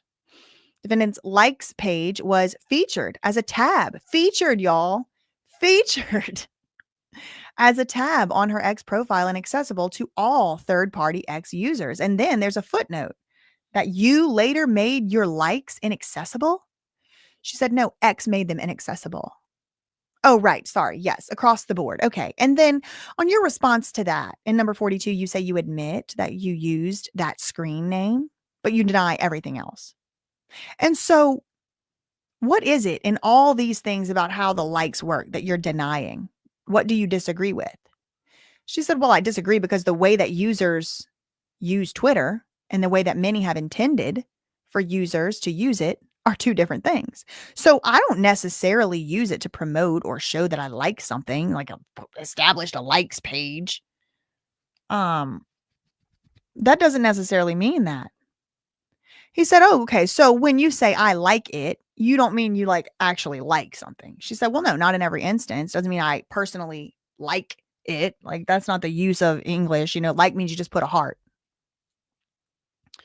Okay, so do you mean by expressing your like, do you mean to draw attention to people? who pay attention to you? She said, no, because a like page is something that people could look at, but it's for you. It's your likes. So people could see it, but it's for you to go back and reference, not necessarily the people. I actually disagree with her. I do think that the people who created Twitter or whoever created that feature did intend for not only you to be able to go back and look at your likes, but for people to be able to see what you like. But that's not even a feature anymore, so it doesn't even matter. And the lawyer says, well, let's cut right to it. The deep fake video, did you attempt to direct attention to that video by liking it, telling people to go and check out your likes? Let's cut right to it, he says. The deep fake video of Megan and AI, corn, prawn, whatever. Did you attempt to direct attention to that video by liking it and telling people to go check out your likes? Ona Gotti said in real time, she said it felt like a setup, and now I believe it was. That was the bait for this stupid case. I believe so as well. Now, does that mean that I believe Megan knew about it? Megan was in on it? Not necessarily. I'm not accusing anyone specific. It could have just been, somebody that don't like her, completely unrelated to these people. But once they had that like and that go to my like, once they go to the like, once the people go to that like, they see it or whatever. I'm looking at y'all's comments and I get distracted. He's saying, all right. So once she did that thing with the like, Meg the Stallion then later comes on and makes the video like, you've messed with me for the last time. This is the last day you mess with me. It's almost like as a celebrity, they kind of knew that they were a little bit dead in the water with a defamation case because she's a public figure. You have to prove actual malice. But once somebody shares sexually explicit content of you against your will, and then they have all these new AI prawn laws. Again, I'm not saying Meg the Stallion had any idea about it. Maybe she had no idea. Maybe I'm just delusional. I don't know. This is speculation. But what I can tell you is somebody has sent me before what I believe was deep fake AI generated corn, whatever you call it, of people that I was in a battle with, who actually I was in litigation with, who I beat over and over and over again, victoriously in litigation. But what if I had shared that video? That would not have been cool. That wouldn't have been right in any way. I'm not talking about liking and saying go to my likes. I do understand there was a whole thing that happened there, but just like, what if I had just took the whole video and just shared it to the people? Like, that's something very different than telling you she lied about cause of death and drugs in system, right? So I have felt that tingling of getting set up too. Now, was I for sure getting set up? I have no way to know. So I don't know. Yes, I did have to just now make a huge, basically cleared my entire bank account out to pay my lawyers more money yesterday, and I still owe them a lot more. So if you are so inclined to donate to the legal fund, what's this here? Thank you, Floyd. You, 34, not 35. We got the same birthday. Floyd, I'm going to be 35 in like a couple weeks, but I am 34 right now. Thank you for the $1.99 super chat. So what is the most recent question? Let's cut right to it. The deep fake video. Did you attempt to direct attention to that video by liking it and telling people to go check out your likes? Let's cut right to it. And that's where we're going to have to leave this video off today. I've been working for about 13 straight hours without any really break. And I'm hungry and I'm thirsty and I want to go sit on my couch. So she said no. That's the short answer. She denies that allegation. But we're going to start our next video, the next transcript, reading off with this question about the deep fake prawn. Okay. I think that why she said go to my like and was going to talk about it and didn't share it, Kiki said. Who created the deep fake? I'm confused. Why is that person not being sued versus someone who liked a tweet? I'm wondering. Destiny Danielle said, I feel like Milagro's intuition told her it was a setup, which is why she didn't retweet it. But I feel like she should have just ignored it until fans brought it to her attention. But she says she did. She said she did ignore it. And it was like she was trying to talk about the beef with Cardi B. She was trying to talk about the beef with Cardi B. And people kept coming in there on the where. Say it all together now.